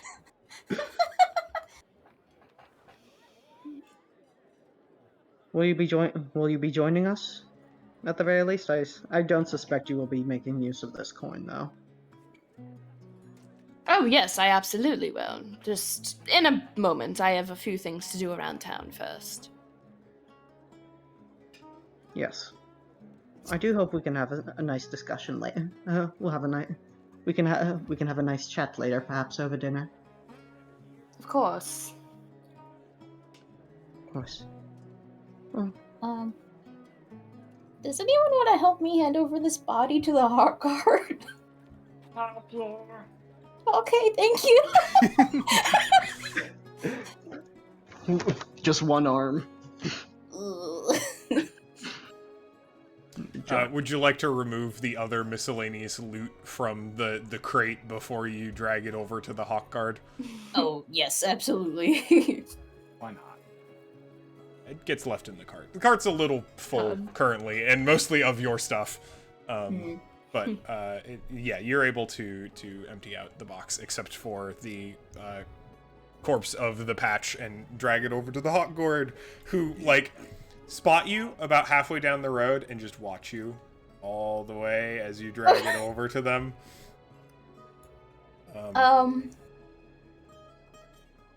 Hi. Hello. Is there anything I can help you with? Notably, it is Allin and Carlisle, who are the same guard as when you were here for the Festival of Glittering Sands. Funny. Hi again. I hope you enjoyed the show. She's gonna pull out the flyer, and says, so we dealt with this, and then points at the listing for the patch. Really?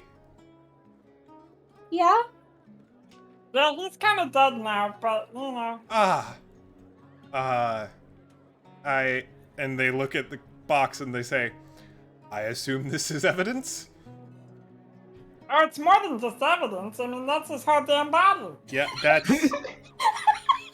Thank you. And Olin and Carlisle look at each other for a sec, and they look back at the box, look at each other, fucking rock, paper, scissors, shoot. Fuck! Carlisle, like, stretches and goes, okay, and lifts the lid up on the thing, and looks in and just kind of, like, winces, like, ooh, and looks at the poster, looks at... They actually, like... go back to the little thing, and they grab, like, a larger scroll, like a bigger document, and opens it up, and looks at the body, and looks at the thing, and kind of, like, looks at their gear, and looks at the scroll, and they close the scroll, and they go, yep, that's the patch. Thank you for your service to, the Thronian Guard thanks you very formally for your service to the people of Althra in the Greater Phasia area. I mean, we didn't have to do much. A ghoul just kind of mauled him brutally. A ghoul? So. Well, kind of looks at Olin and goes, I don't think we can give a reward to a ghoul. But no, give it to us then. Why'd you have to bring that up, Pat? You know what the hell? I just wanted to make it clear that No, you don't have to make shit clear. No, we're putting in the body. It's as easy as that. Olin chuckles and reaches into a bag and, like, counts out 60 gold, puts it in a little pouch, and hands it over to you. Yes. Yeah. Again, thank you for your service to the Phasia and the Thronian people. Yeah, no problem. Alright, bye! What the hell? And they look just like, what the hell are we gonna do with this thing? They do, like, well, and they, like, put the lid back on it, and they kind of, like, start dragging it out of the way. Gross. No.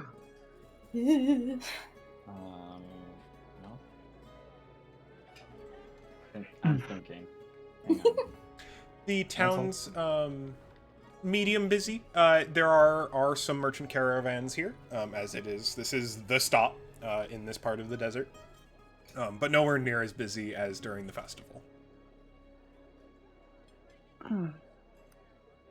Hey, Sans, what may I ask? What the merchant caravans are? What kind of merchant caravans are in town? What they may be carrying? Yeah, looks like they're either primarily coming back around from the mining or from the coast. There's a lot of salt. There's a lot of, like, dried fish goods, among other, like, it looks like stuff people traded for along the eastern side of the Phasia. So dried fish, okay. It primarily fish and seafood products that it looks like they're bringing into Althra. Stockfish, good rations, that kind of crap. Really good rations. And salt, like sea salt. Quite a bit of it. Like, that is honestly the vast majority of what these merchants are carrying are just carts and carts and carts and carts of salt. Could Hassan probably try to perhaps haggle trading the fennec feed for some of the stockfish? Absolutely. Yeah. How much fennec feed do you have left? We have 3 5-pound. Well, how many do you think Millie has gone through since we Probably got like them? half of one. Okay, so we have 2.5 left then. Awesome. Go ahead and make a persuasion check for me. Good first roll. Bad second roll. May I use my my last bardic inspiration on myself? You may. Thank you. Trying to fast talk your way out of this. Or into this.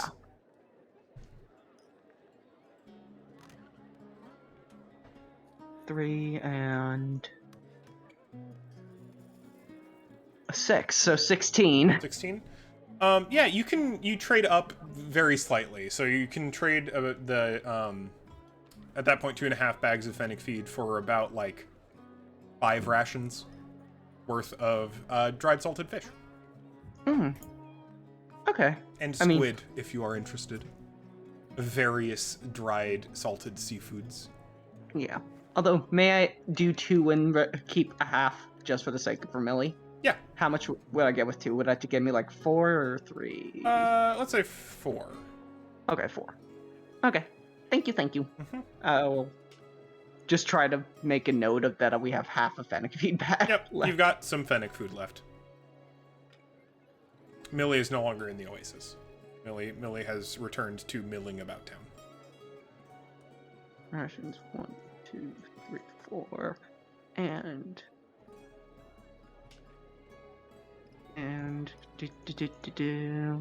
okay, thank you. And Hassan at that point is probably just going to go say hi to.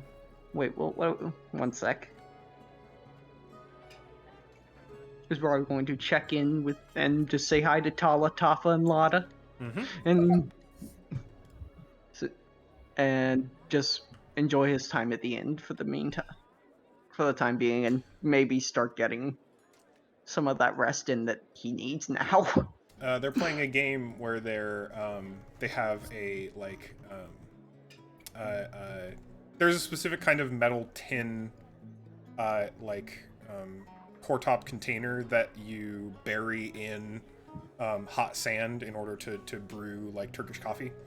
Yeah, They have one set hung on a hook at the end of the hall. There aren't many guests right now since most of the caravans maintain their own lodging, and they're trying to throw these little smooth pebbles into it from across the room. Whenever one goes in, you know how in Rocket League there's a big ol' little sparkly explosion when a goal happens. Yeah, like confetti and horns. Do a little prestidigitation. Excellent. They are enthused. Yeah.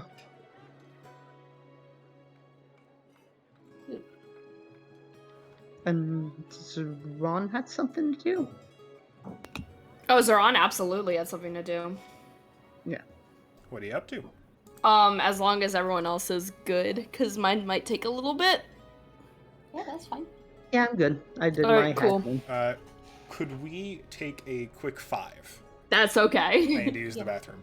Not a problem. I want to do whatever you want to do. I just You're also good. need- You're Yes. good. You get me a glass of water anyway. I'm fine with that. All right. Backing them out.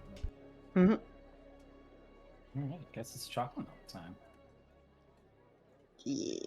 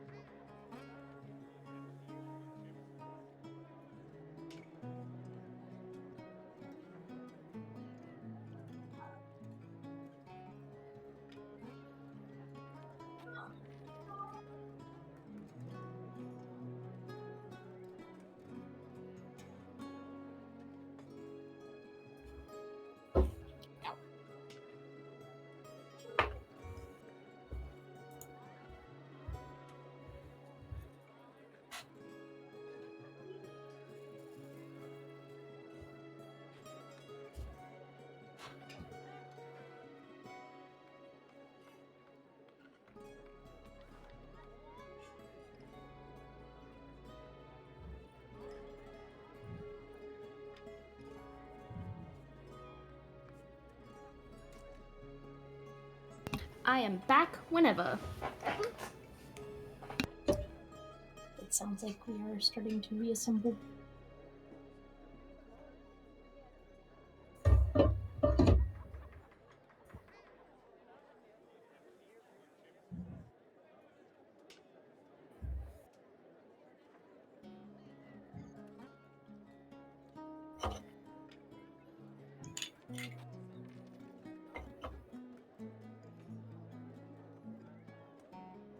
DM is back.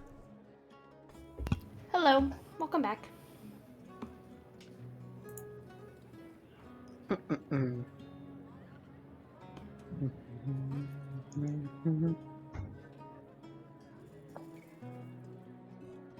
Everyone's doing all right. Hmm? I hope everyone's doing all right today. Yeah.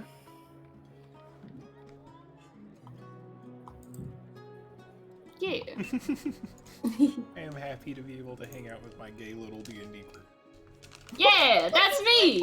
I'm the gay little D&D group. Yeah! Yeah.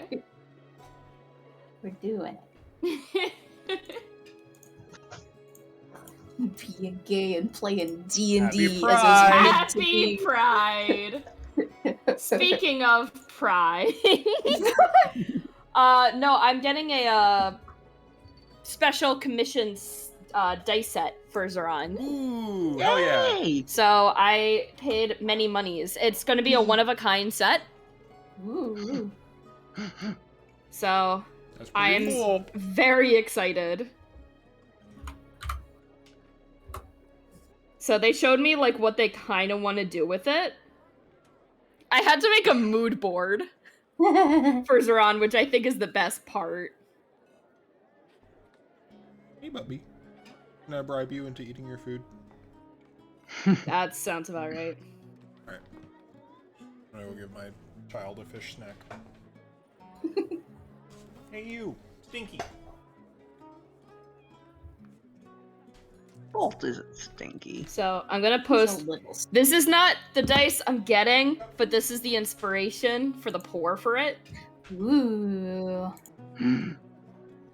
Very, and I am very excited to receive very these. nice. And I can't wait for them to roll like shit. Cause I know for a fact somehow they will.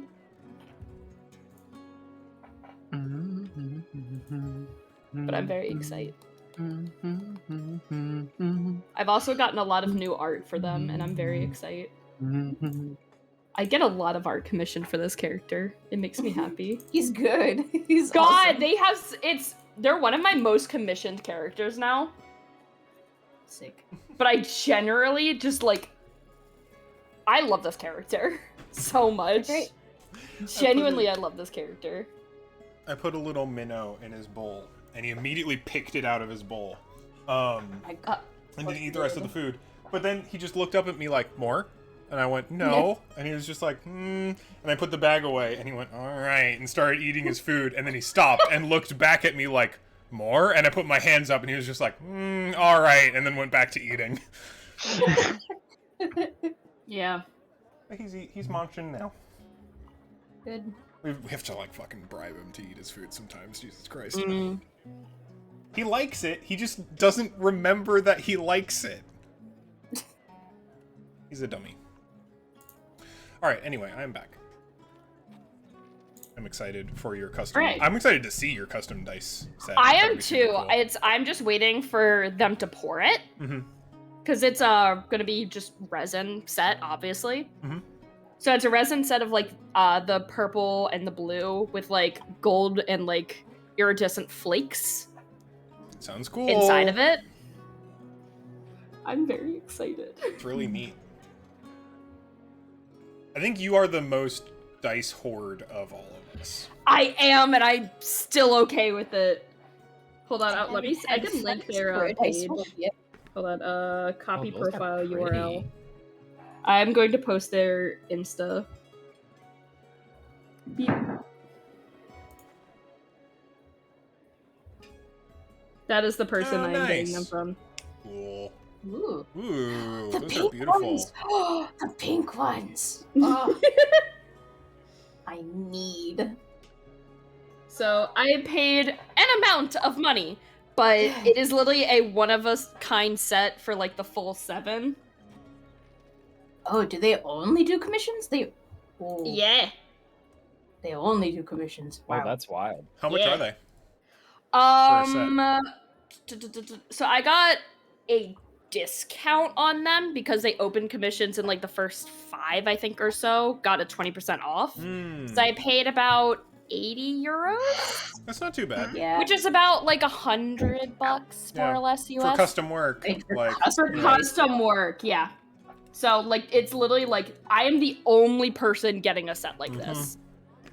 that's pretty cool. So I am very, very excited. Making a mental note. I imagine So Pejmina's would be it's- very pink. I can imagine it being like from this set, honestly. Hold on. I took a screenshot. Let me post. Welcome to Dice Like Chat. something like that. Ooh. Aw, yeah. Like the kind of like soft pink. That's Mhm. really pretty. Those are super cute. So I specifically asked for the more gem-looking ones. Yeah. I was very proud of the mood board I made for them. Because they're just like, all right, I see the inspiration. I gotta tell them a little bit of my character, and like, I know exactly what I'm doing. And I'm like, yes. All right, I'm almost enough about dice. I'm sorry. I'm thinking now. I'm thinking. I thoughts. I'm like, have a problem. rose inclusions. Like, ooh. Hey, you know, I- I'm getting into Warhammer, so like you're not the only That's one who fair. has problems. Dude, the last thing about dice I'll say, so I did the random like mystery set from Kraken Dice, right? Mhm. I got 2 random sets. They were the exact same set. Funny. Aw. The exact same. Unfortunate. And I'm Are like, they at least cute? that's a shame. Alright, Do you like the I'm- sets?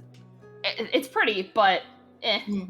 I have Gotcha. so many just like basic like dies with like the same color scheme though. Mm. So I'm like, oh well. All right, Zeron, what are you up to? So, okay. While everyone's kind of like going away from the hut and doing their own things, Zeron is going to do a loop around the block and then immediately go back. Okay. So they're going back to Fayhu's. Feihu and Zerka are chatting when you return. And they re-enter and kind of pull from their pocket the amulet that Feihu had given them before, tosses it on a nearby table. The What do you the know? card. Yes.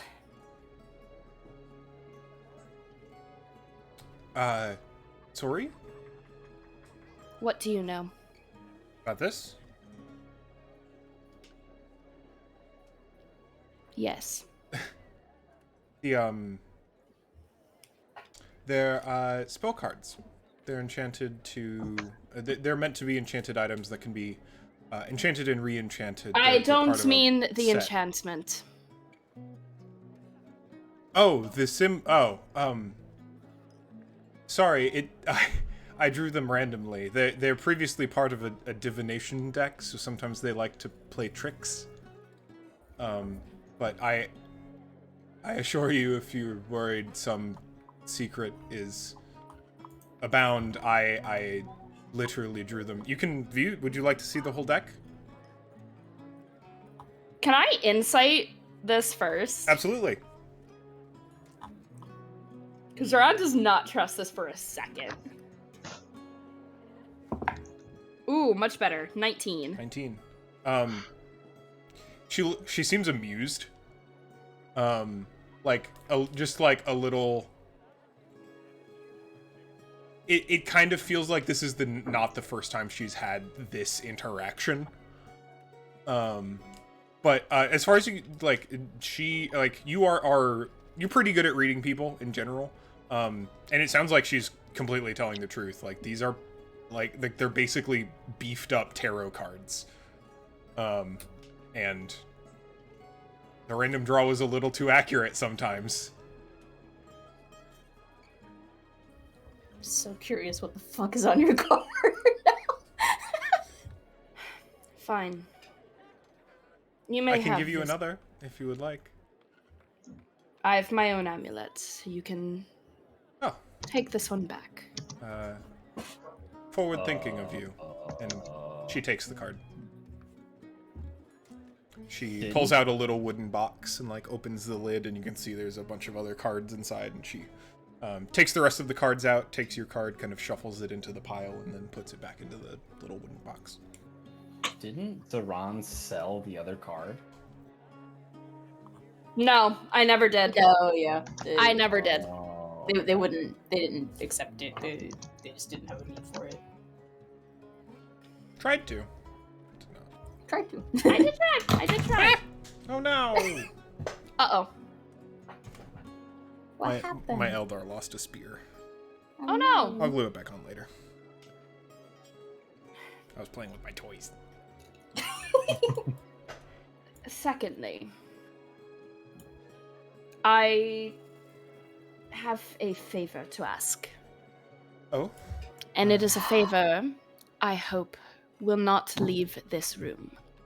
Certainly. You've done a great service. It's the least I can do.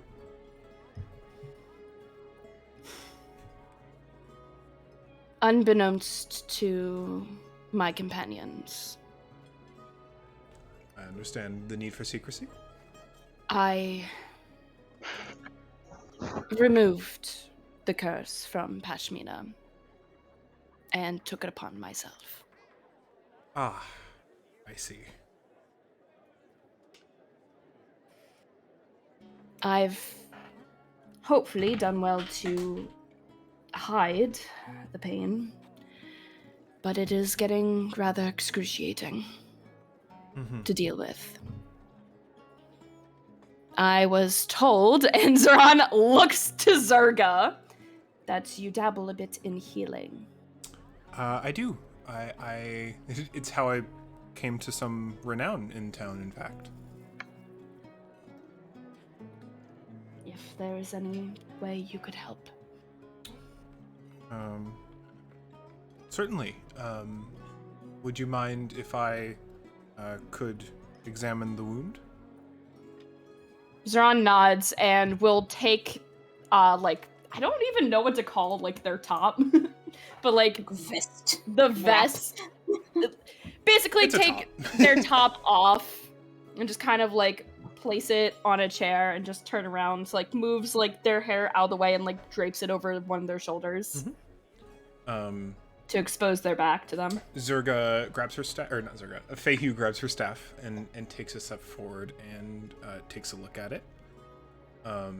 She she doesn't touch, but she kind of like traces her finger just above the skin to take a look at it, and her brow furrows. She looks at it and goes, "This is, you already know this, I assume, but this is pretty bad." Which is why I want to relieve the lady of her pain. Noble of you to do so. I will see, first if there is something that I can do for you. And she, kind of like twirls her staff a little bit and summons this little, it's like a spout of water almost, that like it circles you and glows very lightly, almost like a fucking like teleporter scan, right? Like it's just kind of going. It is around you and kind of going up and down, but specifically around the section of your body with the cut. And she gives a moment and she goes, it is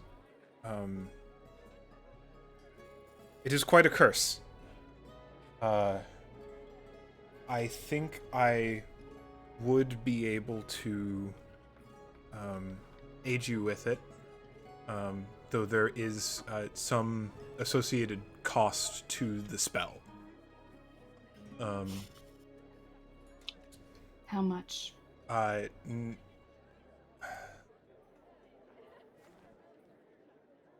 It is an amount of gold. That much you will not have to cover. I have gold enough to spare. I have gems enough to spare for this. This is an oddity. In healing and curse removal and such, it is easier if you might have help from those who care about you in some manner. I know it sounds very touchy-feely, but it is how magic functions. I can do it myself, for certain. We are not particularly close. And I sense some tension surrounding our interactions, perhaps. Though that may be misguided, I will not assume. But should I cast the spell on my lonesome, it may or may not succeed. Should you have the help of a loved one, a companion, an emotional aid, it will be an emotional conduit, if you will. It will be much easier to navigate the spell.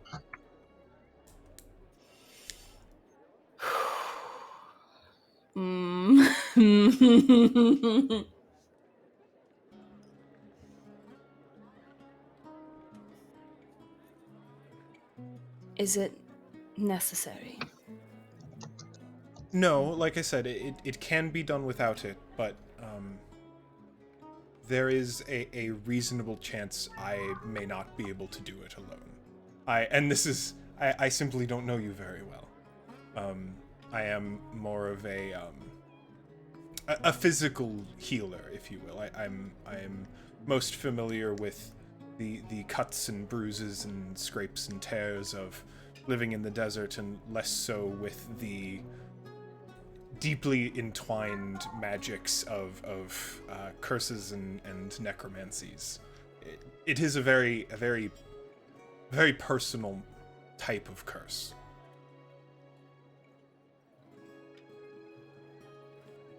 A cleric would likely be more likely to be able to help you, though they would have a similar request. How personal does this bond need to be? Not frequently. It is a family member, the member of traveling bands. Frequently merchants participate for one another should they encounter some tragedy along the road. Really simply someone you have spent enough time with to form a bond.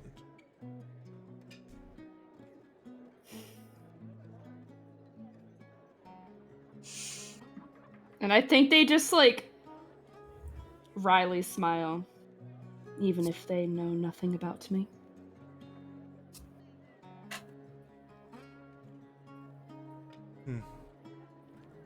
It's an interesting conjecture. I would not know how rightly to quantify the interpersonal. But if you have someone in mind, it is likely they will work.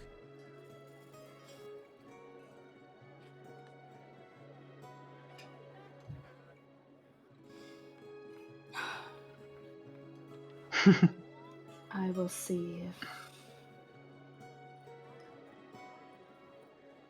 she is available.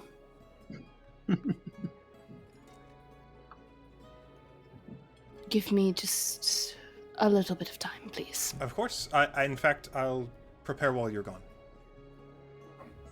It is much appreciated. Of course. Thank you, Mhm. Feihu. And they bow. Feihu bows back. And Zoran will put their top back on.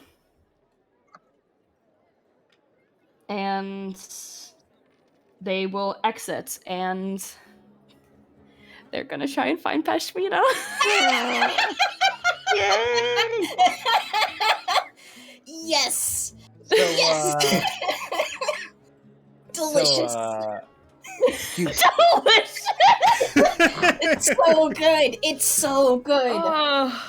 So, Loka was gonna go talk to Zerga. Oh, it's so funny! So I rolled an 8 on a stealth check for when you came out to like slam himself against the wall and hide. That's so funny. Because I'm pretty sure he heard most of that. I am okay with that. Yeah, that's fine by me. I'm okay with just straight failing that passive perception, because guess what? Mine is higher than an 8. I am fully okay with just ignoring that. Because that, love that. Mhm. Oh my god. Zoran is focused. They were on a mission. Okay. But yeah, they're gonna step out, and then they're going to just head into town. So if you just sneak around the back, you're good. It's like the bit in Emperor's New Groove where Kronk just like slams himself against the wall and the other two just like walk directly past him. Yeah. Yeah. Yep. That's really what's happening right now. That's an honest to God. I am absolutely okay with you hearing that entire conversation. Oh my god, that's... Chef kiss. All All right, Zoran, while you're Love on that. your way back into town, Love that. Loka, what are you up to? I wanted to talk to Zerka. Yeah. Zerga is currently talking to Feiyu. Once again. I love the circle of everyone talking to everyone privately. It's so fucking... Yes! Yeah, because my whole thought is like, Loka did exactly what Zoran did, just not intentionally. You know what I mean? Like, he walked out, he was like gonna go to the tavern, like, oh, I got a room, excellent.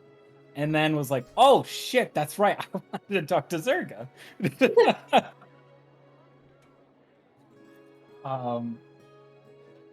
Yeah, and so he is going to knock. They both look over. Oh, hello. Lively today. Wow, just so. Can I butt in? Is that okay? Sure, I'm certain we'll have plenty of time to talk. Feiyu sounds a little, alright. I mean, I can come back later. No. I truly mean it. I can still come back later. It's not a problem, you know. Like you said it, there's a lot going on that's busy, you know? No, it's, please. Okay. So, Zoga, what is this? And he points up to the cloud. Oh, thine tiny rain cloud. Yeah, it is a rain. I know it's a rain cloud, thank you, but like, why? But what is it? Do you know? Some establishment of... 'Tis a curse? And Feiyu kind of steps in and goes, Zerga, it's... Sorry, my sister's not particularly well acquainted with the elemental magics. Primarily, instinctual rather than studied otherwise. This, and she points at the little rain cloud, is it is a manifestation of elemental magic. It is a particularly like say not primordial elemental material elemental magic. Are you versed in the arcane? I mean, if magic was like a language, I would be able to speak it, but functionally illiterate. You know what I mean? I understand completely. She smiles. That is an excellent metaphor.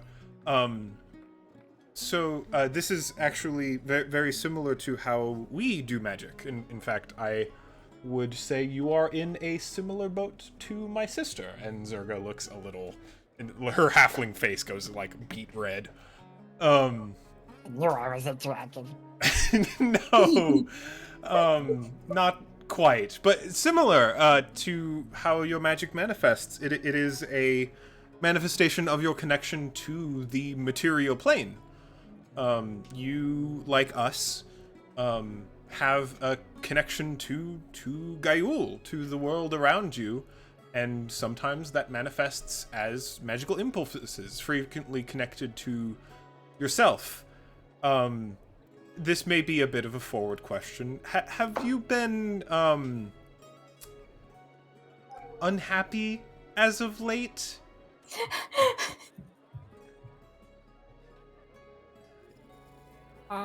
Potentially, emotionally volatile? I'm always pretty well put together. the little lightning crowd, like, crackles a little bit above you. Zerga's just like, yes, I see. So, the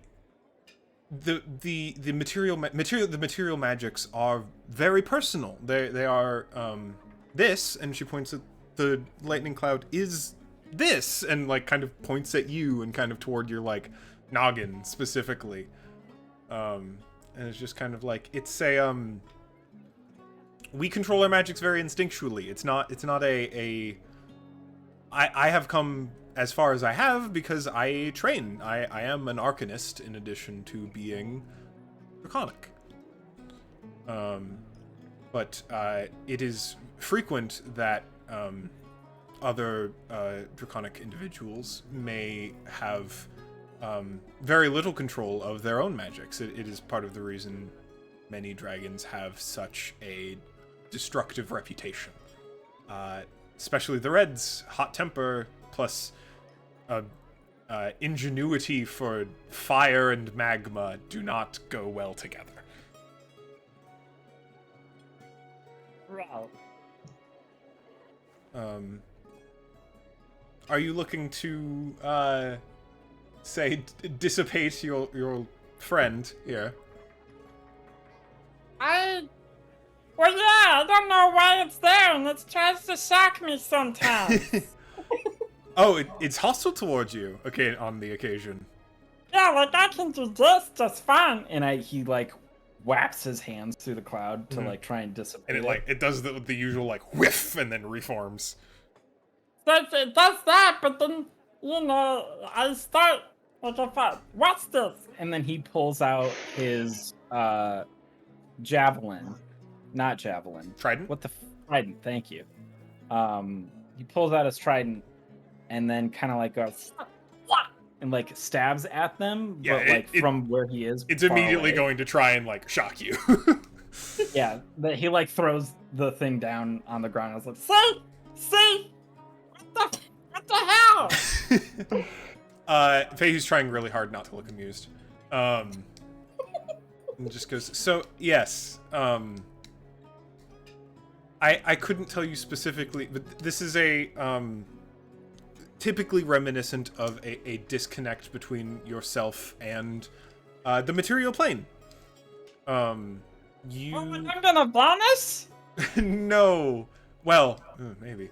Oh god. But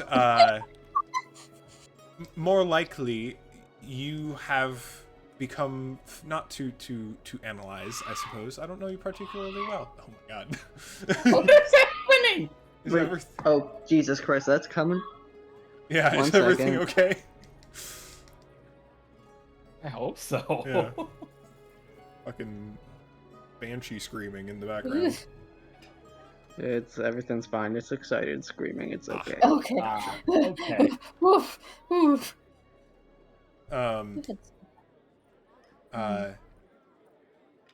We are all part of the material. You are made of the material plane. We are all part of the material plane. I couldn't tell you as finely as mayhaps a druid would be able to, but your magic is it comes from your connection to not just the world but each other. We are all part of the material plane. So usually when a young dragon first comes to antagonism with their manifestations of the material plane, they what I had been recommended to me when I was but a wormling is connection, is building relationships with other in my case dragons, but just with others, because typically a disconnection between yourself and the world around you may see the material plane observing you as more or less hostile to itself and yourself. I know that's all a bit wishy-washy, and I also thought it was very I find that magic is increasingly less hard than I wish it to be sometimes. Did any of that make sense? Not at all. Okay. Excellent. She kind of like chuckles and rubs her forehead. Long story short, maybe tell me if this works, tell me if it doesn't, if you want to come back, or maybe seek some more educated help. I'm sure there's someone who will speak in far vaguer, less defined terms about the phenomena.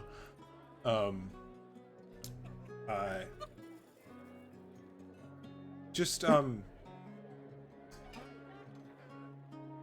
be kind to one another. Make friends. Find those you care about and be with them and see how that may change your magical situation.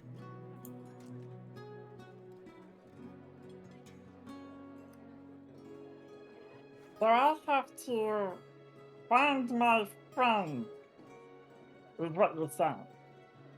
Potentially. It's what worked for at least my people. Wow. Maybe you do have a little dragon in you, who knows? That's all I do. Zerga smiles. Yeah, he's got like a mischievous little grin going on right now. I will also warn you, the opposite of what may happen. I have known one particular case, but it is an occasional trend of those who do not take care of their self, who choose instead to project outward in such a case as frustration with their manifestations in the material realm. It can get far, far worse. Maybe, again, we'll see how much dragon you have in you, but on the scale of some catastrophe sometimes. As you can see, my effects on this area have been, I'd say, positive to neutral. The obfuscation is certainly very useful for myself and some of those who make their home here. But the regional effects of a dragon in Fa disconnect with Gaiul and their peers can be devastating. Swamps of acid, mountains of fire. It's a disastrous thing to be bitter and alone.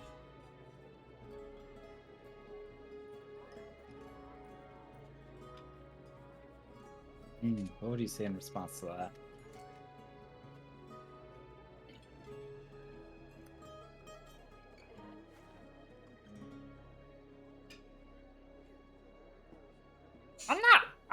better than alone. I'm sure I'm not. traveling with these people in the, you know.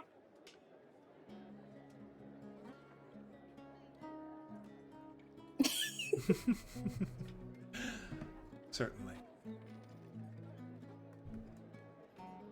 Then continue. Maybe keep with them. It seems like you're having a good time.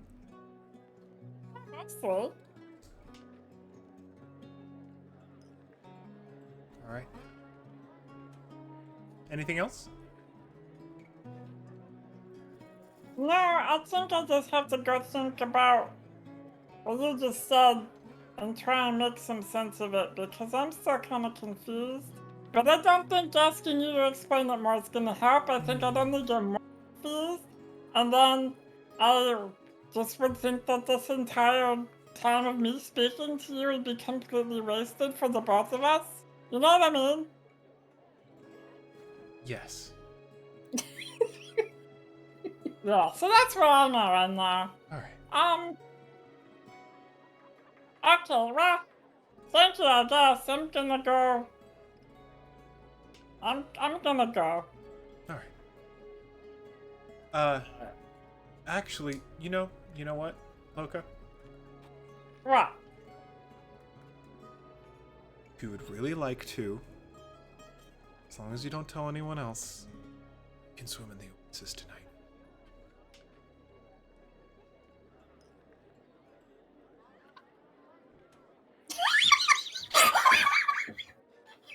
Loka, like punches very quickly. It's like, Right, because I didn't do that when I got in. That sounds great. Thank you. Zurga just. All right. I'll see you later. Bye. Bye. Get the oasis, yes. The least convincing excitement.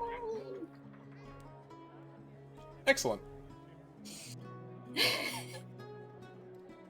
Peshmina, where are you hanging out? Peshmina has gone up to their rooms, if possible. I don't remember who has that. I know Hassan's hanging. Hassan had the coin and is hanging out in the Misty Vale, the Misty Vale Inn. So I'm sure he would let you in. And is finally changing into some non-travel clothes that are not sandy, cut, bloodied, or otherwise fucked up. Is actually wearing a nice outfit.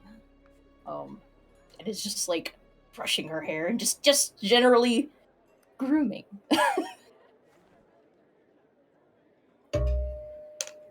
Excellent. Freshening up. Zeron, I believe you were looking for a certain someone? That is correct. And I think after having 0 luck around town, eventually wisens up. It's just like, okay, yeah, probably the end. And is going to ask the innkeepers which room Pashmina is resided in. Upstairs, the big one. Wonderful, thank you very much. And they will ascend the stairs, and after like a second outside the door, just a deep breath, and they are going to lightly knock against the door. Pashmina will hurry over and open the door. Oh, good. Come in. Just like quickly. Thank ushers you. in. Thank you. And they will enter in. I actually had a favor to ask of you. Oh? I was hoping you would accompany me for a short while. Oh, Of course. I was actually hoping we could talk about everything that happened. Oh, yes. Yes, of course. I would be delighted to speak with you. Where are we going? Funnily enough, back to Fayhue's. Fishmina looks a little confused, but just kind of like, okay. Shall we? And she will follow. Duran will lead the way, but like hold the door open and then close it for proper gentleman style.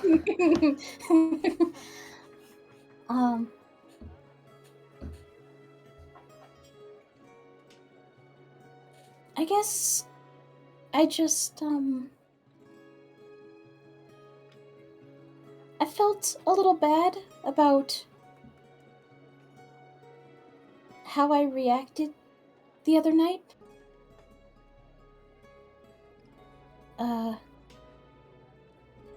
I guess it was all just very confusing. To what do you refer? Well, I promise I didn't mean to overhear what you were talking about with Zaraj. It just kind of happened. And then we didn't talk about it. And then you were gone, and I was scared that you had left.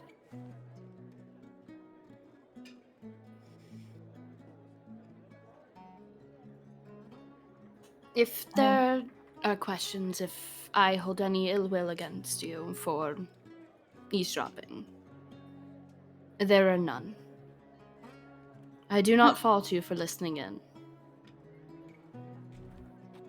I am almost grateful for it.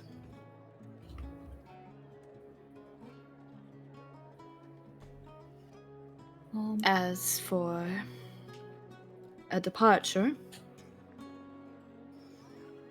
be assured, I have no reason to leave. I do not want to. This journey the lot of us have been on, even for the short while as it's been, has been the most thrilling thing in my entire life so far.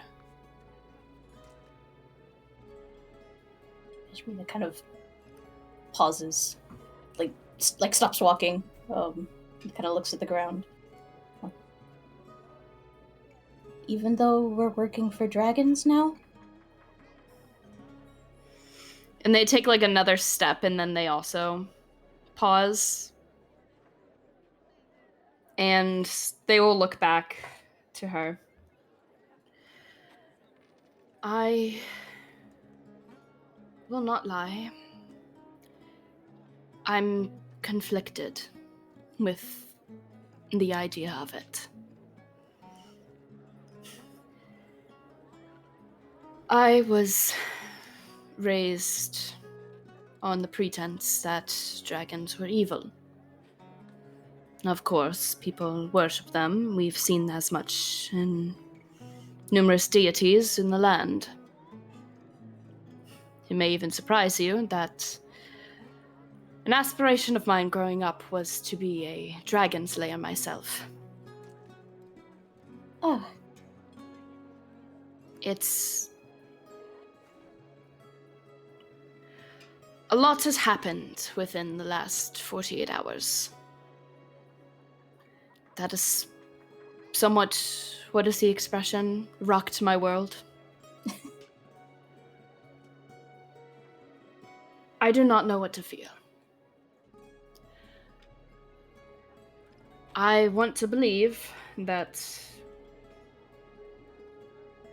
I was not brought up on false teachings of the nature of dragons, but meeting these two, explicitly not saying the names just because of people around.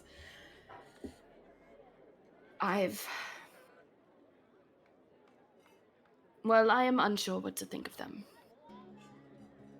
I am still making my own conclusions.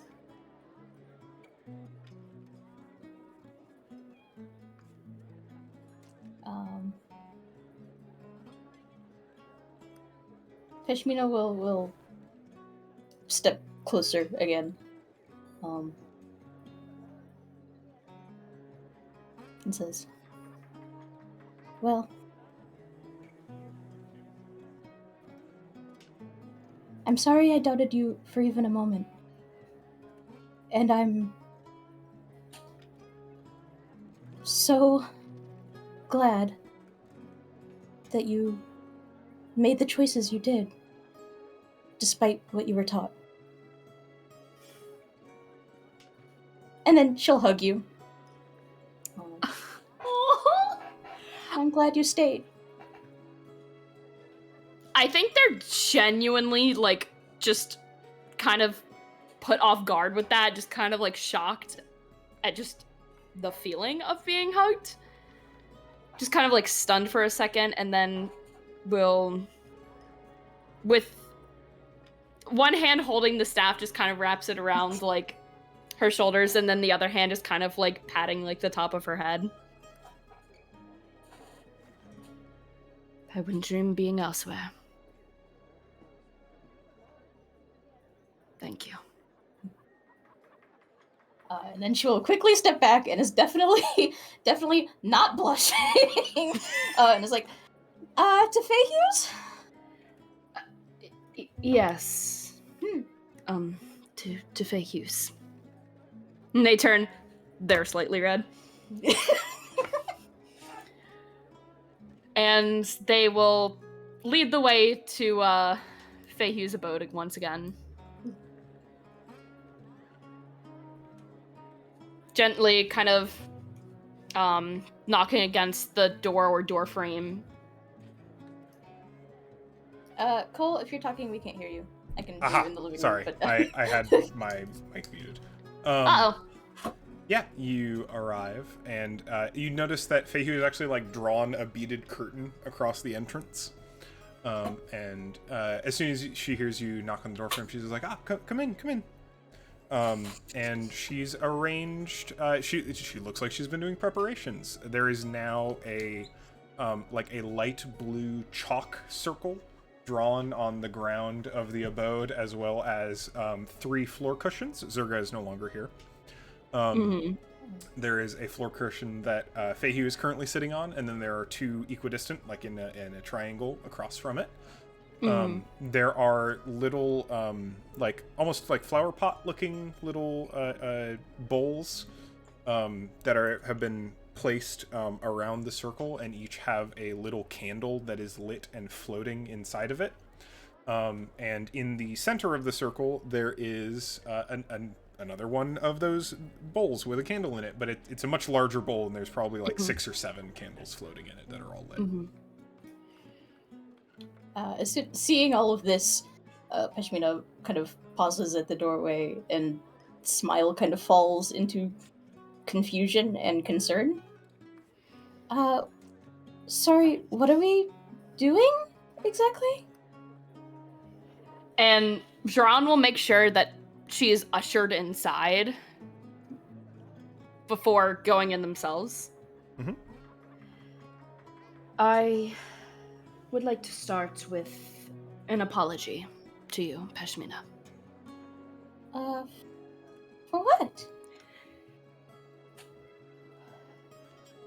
For being rash in a decision. And without asking for your permission.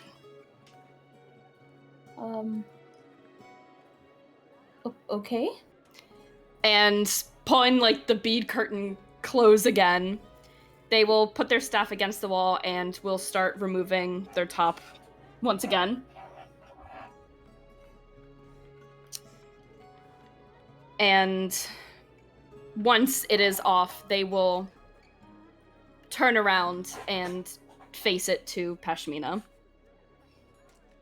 And Pashmina immediately gasps. It's probably pretty clear what this is. Like, Yeah, immediately obvious. Like, it's even got the same curvature. Like, it is from the same muscle to the same muscle, identical to your cut.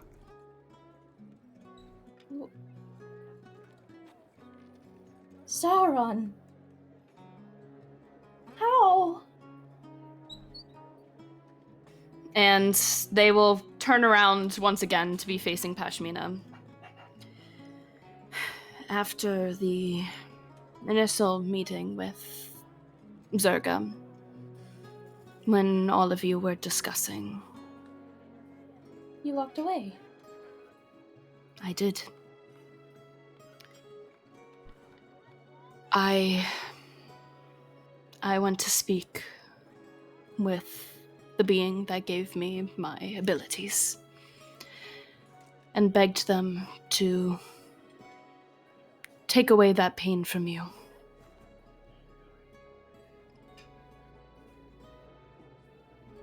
It pained me greatly to see you in such a state. To feel the panic you felt. It only felt right to take that away from you. And I do truly hope you can forgive me for this.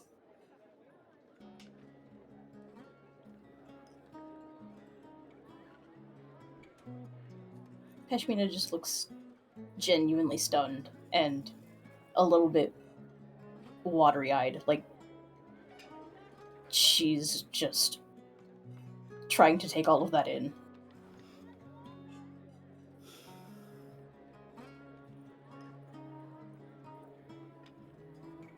Feihu said themselves that it is possible to remove the curse. That it can go away. Well, the specifics are slightly lost on me, but I needed someone that I trusted to be here to help with the process.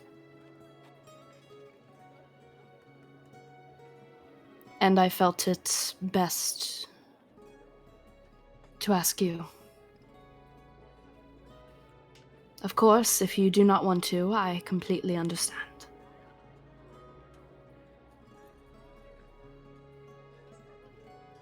No, let's start immediately. What are we waiting for?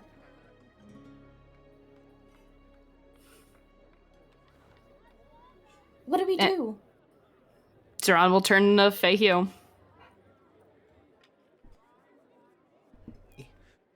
It's not I've actually done most of the ritual already, thankfully. But and she reaches into her pouch and pulls out a pretty fucking big diamond, or rather a collection of diamond dust. Sorry, a little sack of diamond dust, and indicates for both of you to sit down on the cushions around the circle. She says it's a bit of an incantation and mostly a focus. And she takes the dust and draws a triangle connecting each of the points at which each of the cushions is sat. She goes, I will... It will be in Draconic. I will say a few things. And I want you, Zeron, to focus on mentally your... rejuvenation, simply how you... A moment in which you felt refreshed, a moment in which you felt comfortable and safe, perhaps more than any other moment. And she looks to you, Pashmina, and says, and I would like you to focus on Zeron, on a just thinking about their well-being, about how to, when you have felt that they were content and happy, a way that you two, perhaps a moment you two have shared together in the past that is fond. It will just take a few moments, all right?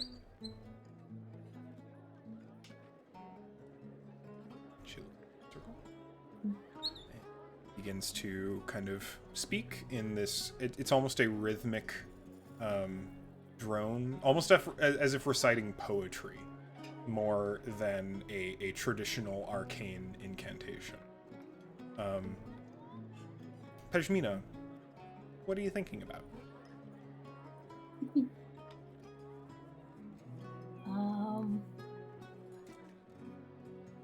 Pashmina is thinking about when they first met. About them dancing together in Althrall. Aww. Zoran, what are you thinking about? Zoran is thinking of their mother.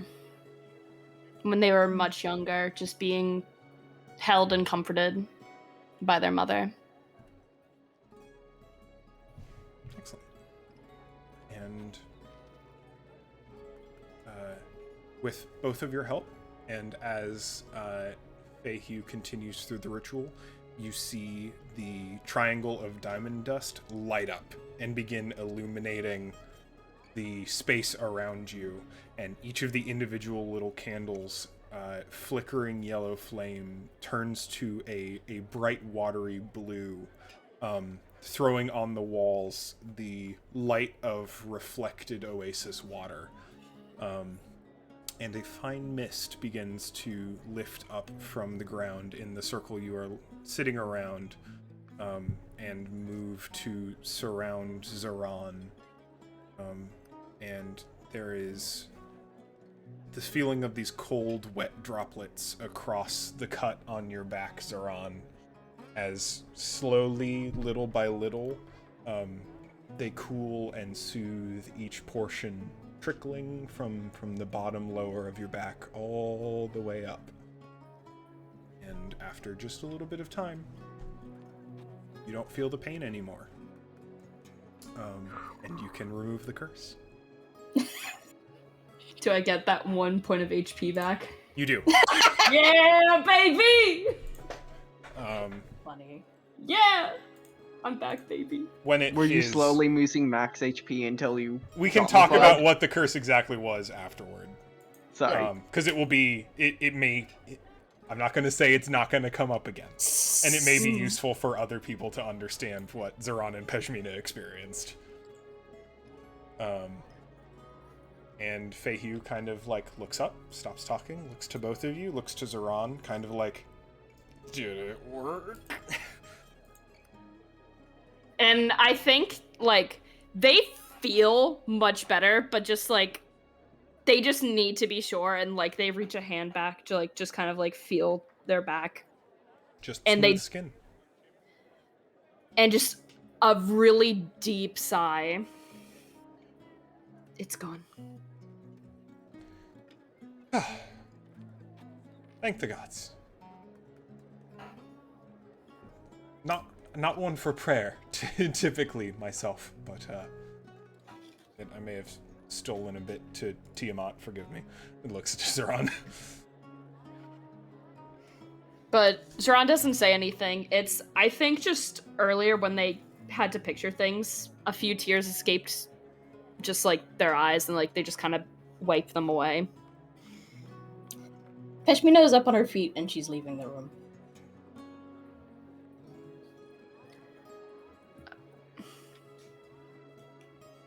I think Zoran tries calling out for her. Nope.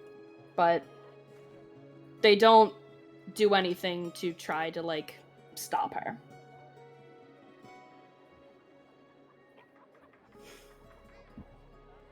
I'm glad you are well. Thank you. Feihu begins cleaning up. Do you require assistance? Oh, no, it's just a moment. She casts prestidigitation repeatedly. Continue. Stuff. And Zoran will get dressed once again, take up their staff, and they will leave. And I think they just go to sit by the oasis for a while on their own. Excellent. The sun is just beginning to set and reflect over the mirror pool of the oasis.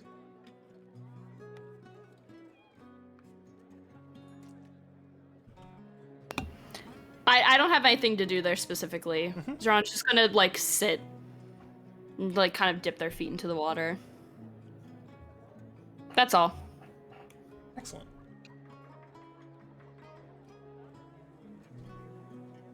Evening falls. You are all, at least relatively speaking, safe and sound in Mirage. Is there anything anyone else would like to do this evening? Oh, I'm debating. I'm debating a few options.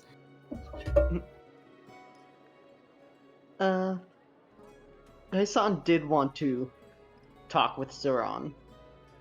All right, let's go, baby. Let's do it. Although, we don't know when or how we're going to be in the same location, so I wanted to hear what everybody else has to do first. Insert yourself into the scene. Okay. I'm just going to sit here. Zoran's probably going to sit here for the rest of the night. Hassan, I guess, will sort of just, I'm guessing you're a bit too absorbed in thought to hear Hassan walk up behind you, and he'll say, or maybe, that's up to you, and he'll say, you sure do have a habit. I do remember telling you that I wish to speak later, correct? Forgive me, I was preoccupied. Yes, I'd imagine so. Although, what with all the ruminating you've been doing lately? Truly. Yeah. By the way, I suppose my apologies for bothering you so while you were in the midst of thinking whatever it is you're thinking about, but I was hoping if perhaps you would allow me to pick through that little secretive mind of yours again, if you would not mind. By all means. And Zoran will kind of, like, pat the sands next to them. Because they're literally just sitting on the ground, just, like, dipping their feet into the water.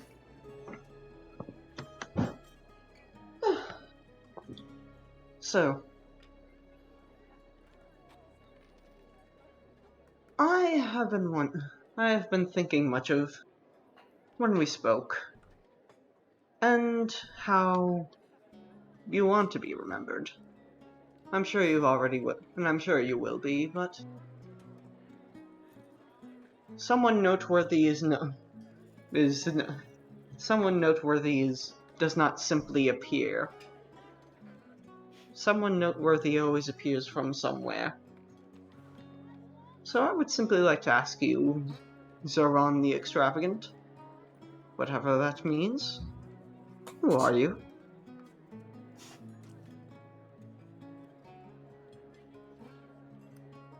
And he takes out a notebook.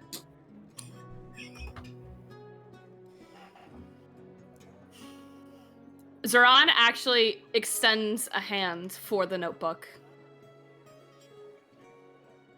He shall offer it. Is this the one that communicates? Oh no, not this one. Not this one. I figured this would be a slightly more private. If that is what you wish. And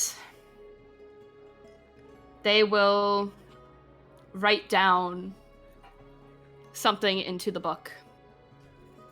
Close it with, like, the pen in the middle, or whatever quill is in the middle and hand it back. Heisan will open it up, and you can just DM me this if you would like to. Unless you want to. That's up to you. Give me 1 second.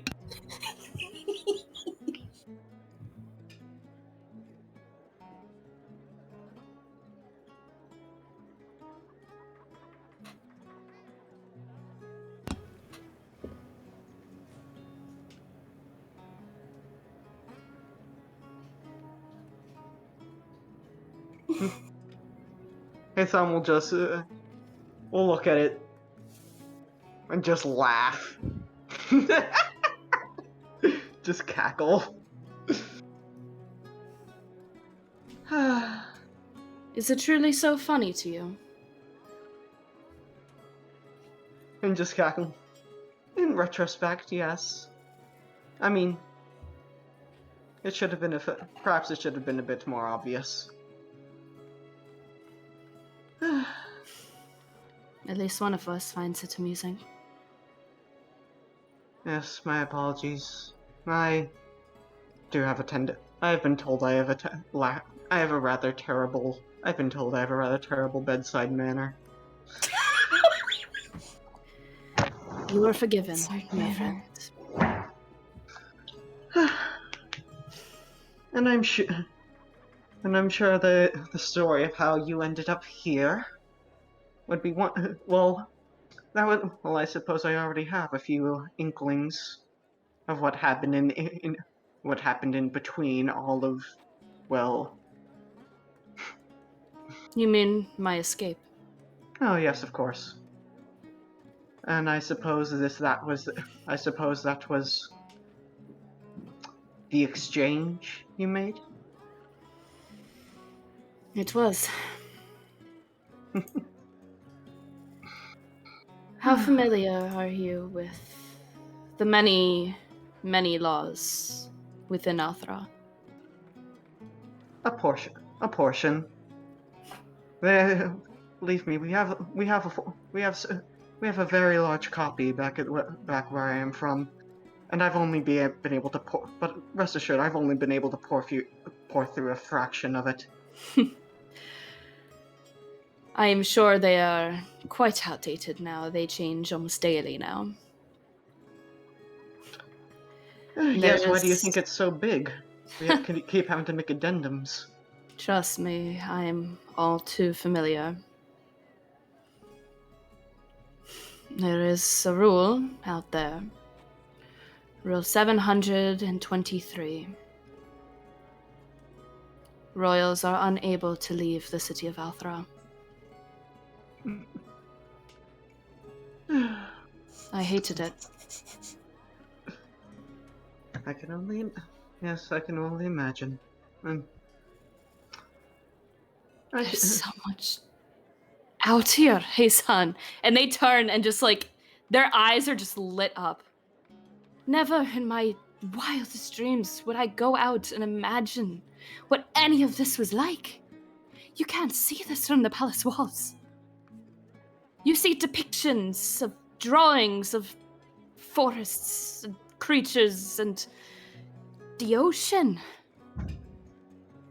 I couldn't have that if I didn't do what I did. I love my city, I love my family. But I could never have what I have now. I suppose you cannot. Although, and I suppose you haven't been particularly missing it, have you? Are you sure there's nothing you miss? Family? I miss my family every single day. They miss me just as much. I would want nothing more than to go back and still have the ability to travel the world and see everything, but I fear that as soon as I go back, I will be under such guard. I will never be able to even leave the palace. I won't even be able to wander the streets of my city. I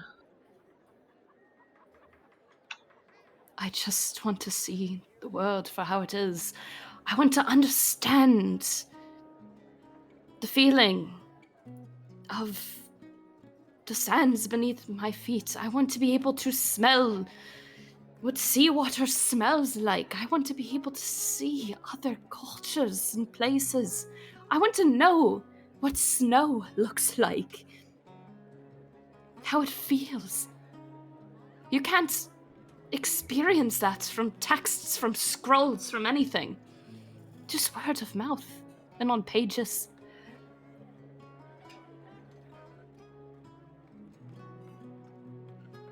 How would Hasan respond?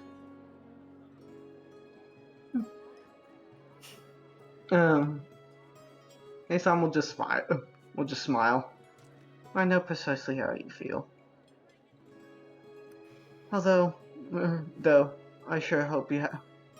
And yet, for the past few days, you have seemed to be more and more downtrodden. I have the misery. I suppose the miseries of the world around you have been catching up as well. Then, what's ailed you? The world is as wonderful as it is horrifying. You only hear stories of bandits and undead and dragons, as if they were fairy tales. Of course, I would understand bandits. They're everywhere. I've never experienced them myself. Until only recently. But it's all still very new to me. I've only been outside of Althra for 3 months. That's all. Everything is still so new. It's as if I'm a child experiencing it all for the first time. For everything that's good and exciting, there's something terrible. Such is the duality of the world, but I've always found that to be the most exciting, perhaps the most exciting part about it. The entire story. I suppose a royal wouldn't need to know that the entire story of Gaiul is a story of great and terrible things. And each part of it playing a smaller part each little episode playing a tiny part in a grander narrative. I'm all too familiar.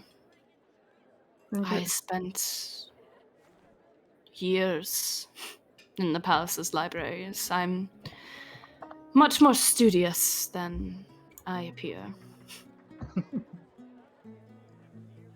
I have an approximate knowledge of everything in the world. Oh, I sincerely doubt that. There are things out there that you and I could not possibly imagine, Zoran. And I am sure of that. But you have yet to see the libraries in Althra. I have seen the libraries. It is, and they are not as large as you think. You haven't seen the palaces then. Mother always took very highly to them. Zoran, But yes. what do you plan to do? No, well, what do you plan to do after this? I do not know your history with dragons, although I would very much like to know. Do you Faye, no doubt has more work for us. I sincerely doubt she will simply just let us be, knowing what we know. What will you do? Well, I can tell you for certain, I have no intentions on returning to Althra anytime soon. Precisely what I was hoping for. I was hoping I could whatever happens next, I could continue to perhaps follow you for now. Perhaps we can experience. I always figured it'd be perhaps nice to continue experiencing the oddities and extraordinary things, since they seem to be so attracted to you. I do bring about trouble, don't I?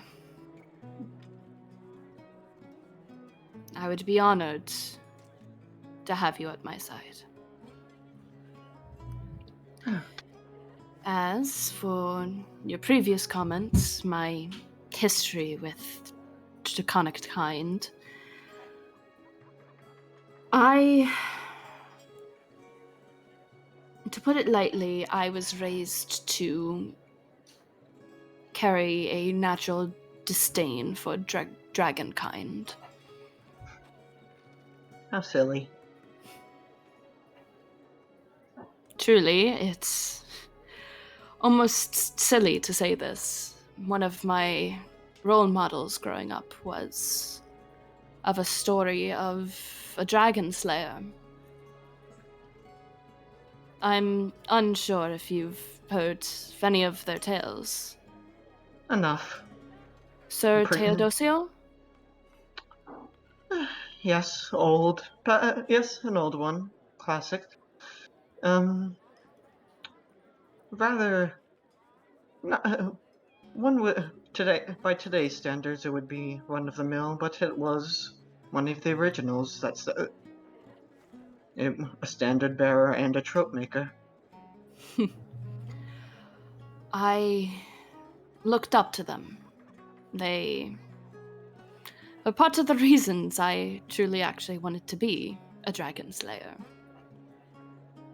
I wanted to be a hero, and as a child, a hero was a dragon slayer, someone who felled gigantic beasts to save humankind. All the stories I knew were of dragons being corrupt, evil.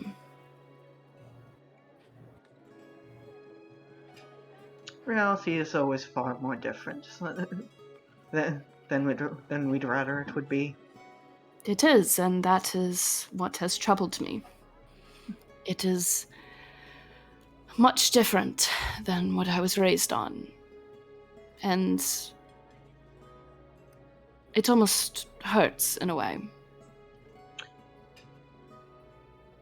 Yes.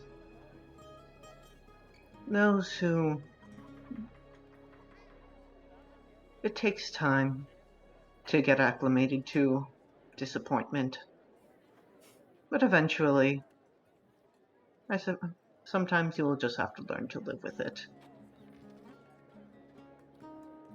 And perhaps learn to move beyond them. Most of those heroes I remember, not many of them have happy endings. I will remind you.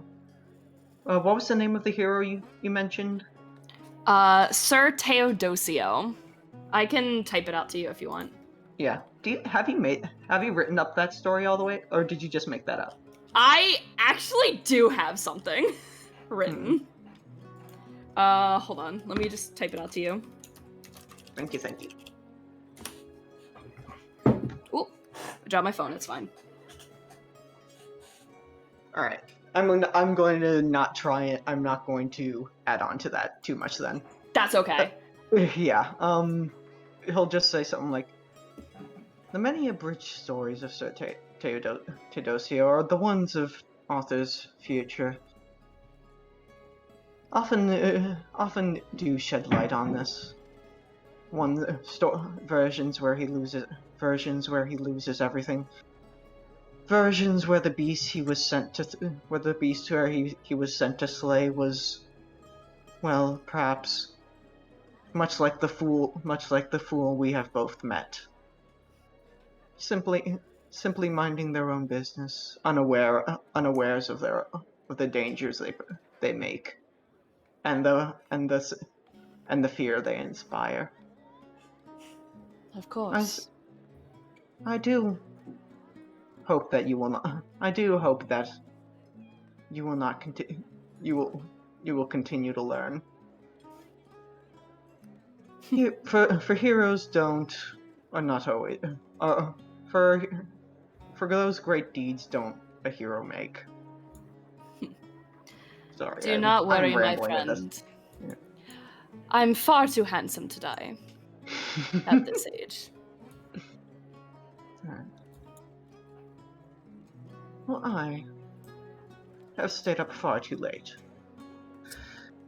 I will go sleep and perhaps finally be able to rest off the terrible mess of that I made of myself attempting to cure Pashmina when simple divine intervention was apparently all it took. And how lucky we are. Indeed. Indeed. Just one final thing. Heisan, if you do not mind. Yes? Two, I suppose. One, we do not speak of this conversation. Oh no, of course not. Of who I am to anyone, please. Yes. And secondly, I would like for you to make a promise. Yes? If there is ever a time that you or any of us is in a dire need of money or anything of the sort for healing to save someone's life, similar to the curse Pashmina went through. If we are ever in that situation, I wish for you to hand me back over to the city of Althra and claim the reward money for yourself. And use it for that. I only hope it won't come to that. But if it's what you want. As do I, but you all have become very precious to me. And I hate to see or think of any of you direly hurt.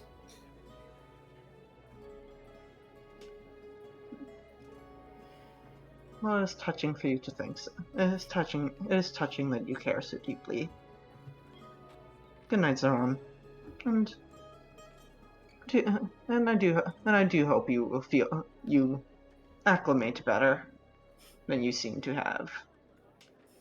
I will be fine, my friend. I always manage to find a way to come around. Farewell, and good night. And they will turn back, just face the horizon once more. Alright, that's all I wanted to do. Sorry, that went on a bit longer than I thought it was. You're fine. No apologies allowed. That was fucking great. You're good. I mute Mike again. I mute. So Hannah, were you doing something? I was debating a few different options. I think I'm okay. Unless I'm sought after. Not really. Okay. All right. Evening turns to night, and the desert goes from warm to cool. Hearth's light in the Misty Vale Inn, and you're all welcome to a peaceful night's rest. Tonight, there will be no interruptions. You will need to take no tests to long rest.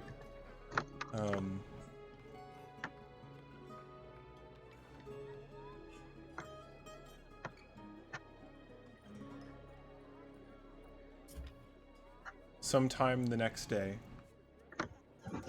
early in the morning, likely, Peihu comes back to the tavern, to the inn, to whomever may be there, and in hushed tones invites, I think it's time for you all to see the Horde. And that is where I would like to call it for tonight. Hordes! Sure. Hordes! Money. Gold. Treasures. It'll definitely all be extremely valuable things, just like Zerga's Horde. Yes. Awesome. Thank you all. All right. Stars and wishes. Right to left. Eli. Sorry. Right before that, very quickly. Let's talk super quickly about what curse Pejmina and Zoran were under. Oh, yeah. I kind of low-key hinted it because I said something, and I'm sorry. No, but it was yeah. just kind of like monkey brain just went, I need to ask her. That is totally fine. But I can just read it out. This is the text that I sent to Hannah and then subsequently to Caroline. You are infected. When you finish a long rest, your maximum HP is reduced by 1. If this reduction or any other damage drops you to 0 HP, you die and are immediately resurrected as a zombie. This condition can be removed by any caster using the Greater Restoration spell. Huh. Oh, so it's like Mega Death Curse from... If you have that particular affliction, you do not get death saves. If you hit 0 HP, you die. Yep. And additionally, the longer you ignore it, the worse it will get. Mm-hmm. Congrats on getting that pretty quickly, getting through that very quickly.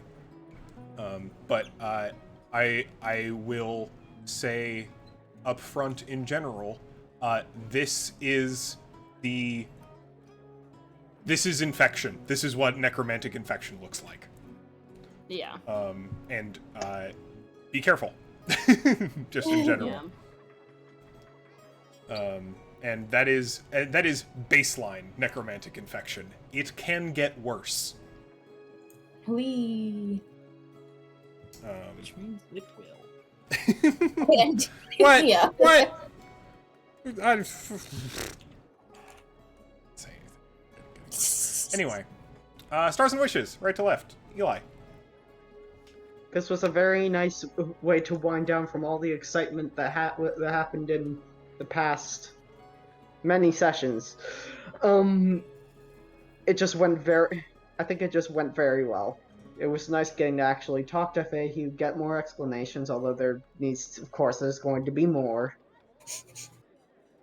It is a nice little winding down, and I am very excited for what is going to come next. Wishes. I super want to find out what's in the middle of Hav's Wrath. I want to know. I need to know. Also, I'm excited to see wherever our next adventure is going to take us. Since we seem to be reaching a checkpoint of some sort, a milestone, or maybe just even a transition. Yeah. Awesome. Thank you. Matt, stars and wishes. Stars from today. Caroline's roleplay, I think specifically. Yeah. Thank you. That was good. I don't know what else to say. It was just good.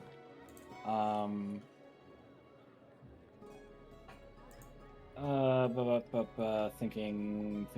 There's something else that I'm thinking. I think the other thing that's a star is I like the city in the middle of the sandstorm. I like the little teaser You know what I mean? I was kind of, I was just a little bit hoping Zoran would cast Fireball on himself while you were sitting above it. Just a I little don't bit. even know how that would work from inside the lantern, though. I had plans. Okay. Oh my god. I won't say anything. Fall into the chasm. Lord. But yeah, the wishes. Yeah, what's coming next? That's the thing that I'm the most curious about. What kind of shenanigans is Feihu gonna have us do? And then also, two other ones are what is in that city in the middle of the sandstorm, and when can we go to there? The other wish is, I think, bringing in my old crew to help Loka, potentially, but potentially not. We'll see. I think that's where his head is at. But I don't know how I want him to act upon it quite yet. So. Good to know. All right, Caroline, stars and wishes. All right, stars this session. Zoran did a lot for only speaking in the latter half of literally all of that. Which was a lot. It was good. Star. I fucking rolled it for a second time. There is a 2% chance to roll this. Mm-hmm. And I still rolled it, and I've done it twice. Mm-hmm. You have. 1 in 25,000 chance. It's literally, Well, I have 2,500 a chance. a table of 100, and there are 50 different things. A little less than 50. Technically.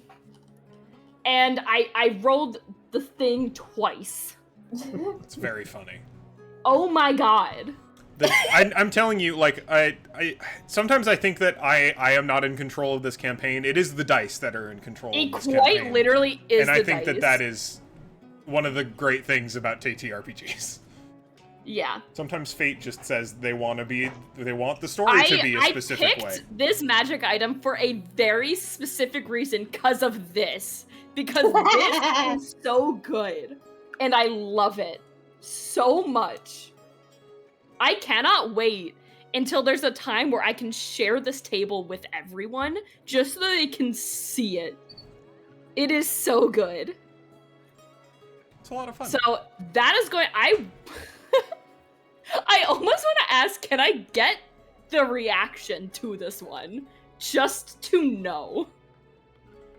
Because I think that would be funny, like an out of character moment. I will give you a cryptic hint. Yes. Which is that your bounty board listing, or a bounty board listing, is going to get severely updated. Okay, that's fine, and I love that. That was good. The whole thing with Pashmina, very cool, very fun, good, love that. The whole thing with Heisan, very good, very love that. The whole thing with Loka just listening in, very good, love that. All of it, very good today. Good job, everyone. Good job to everyone. Good job to you, DM. Aw. I like playing Feihu. Feihu's fun, I like that. Zerga's Right. also very fun. I love them. I also have so some good. wishes. I forgot, I skipped over me. Oh, do you want to go first and Yeah. I can do my wishes? No, you'd finish your wishes and I'll get around. Wishes.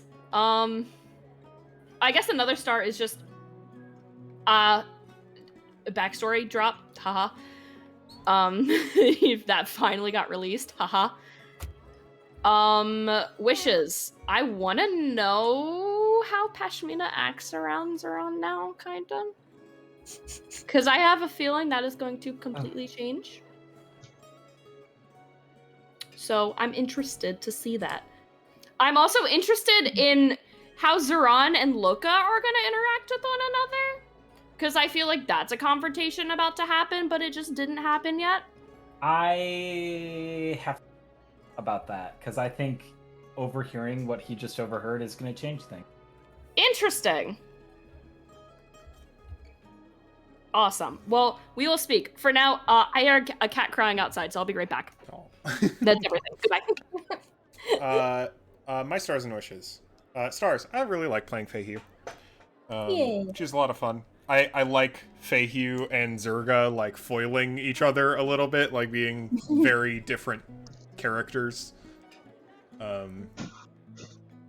It is a pair of NPCs that I can handle being in the same room at the same time.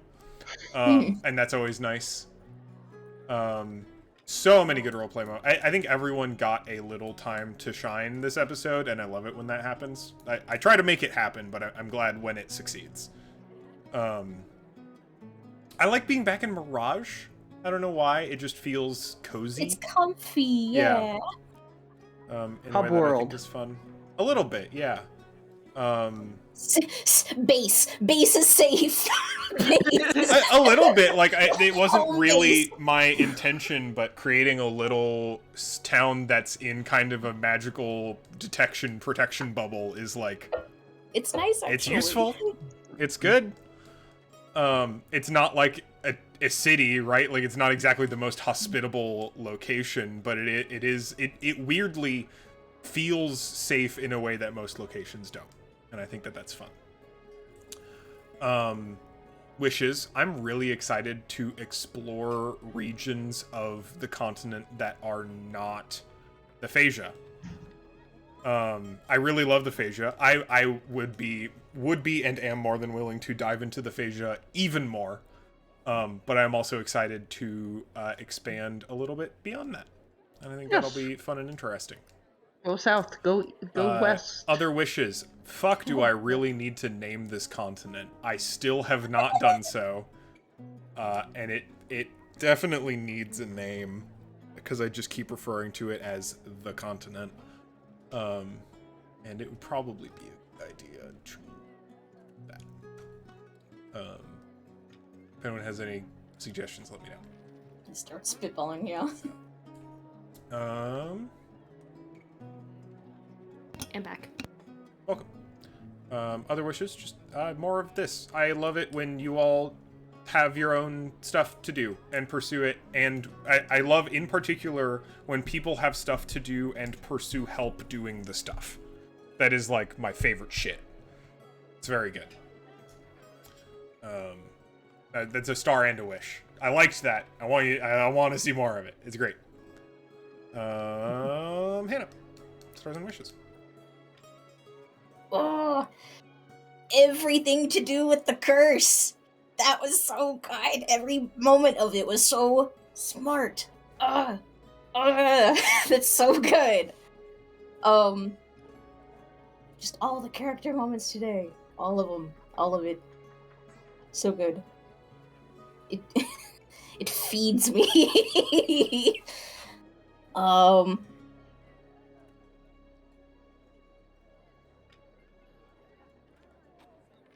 else? Also the sneak peek, being allowed to like just get a little snippet of things that may or may not be to come.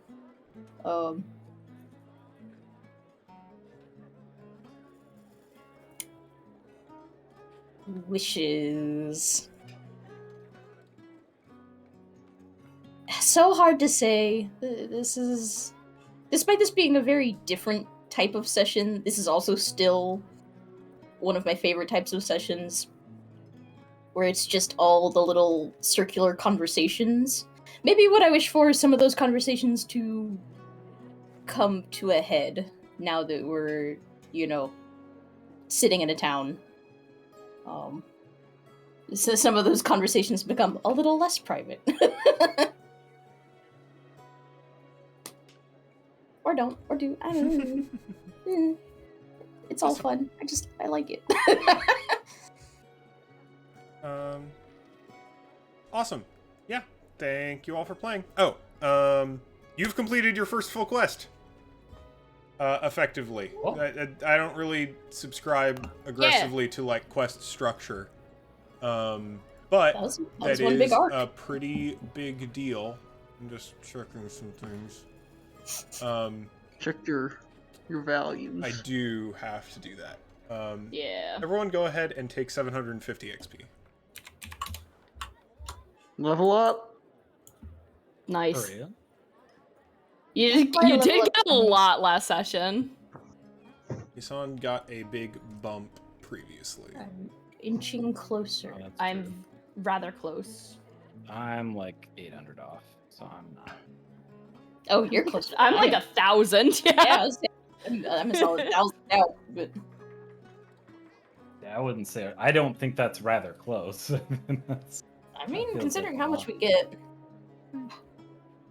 And I think everyone has inspiration now, Yeah. oh shit, yeah. which I think is very funny. Oh, hold on. Let me mark that box. Does that carry over to next session? Yep. Cool. Oh, nice. Cool. I should. Where is that Um, under? Is that just under the? It's a toggle. Inspiration's right next to 30, the speed and Oh, HP. okay. It's easy. Yeah. I do not have anything else. I hope you all have a wonderful week, and I'm looking forward to playing with you all again soon. Hey, Good night. Yeah. night everyone. Adios. everybody. Bye bye. See ya.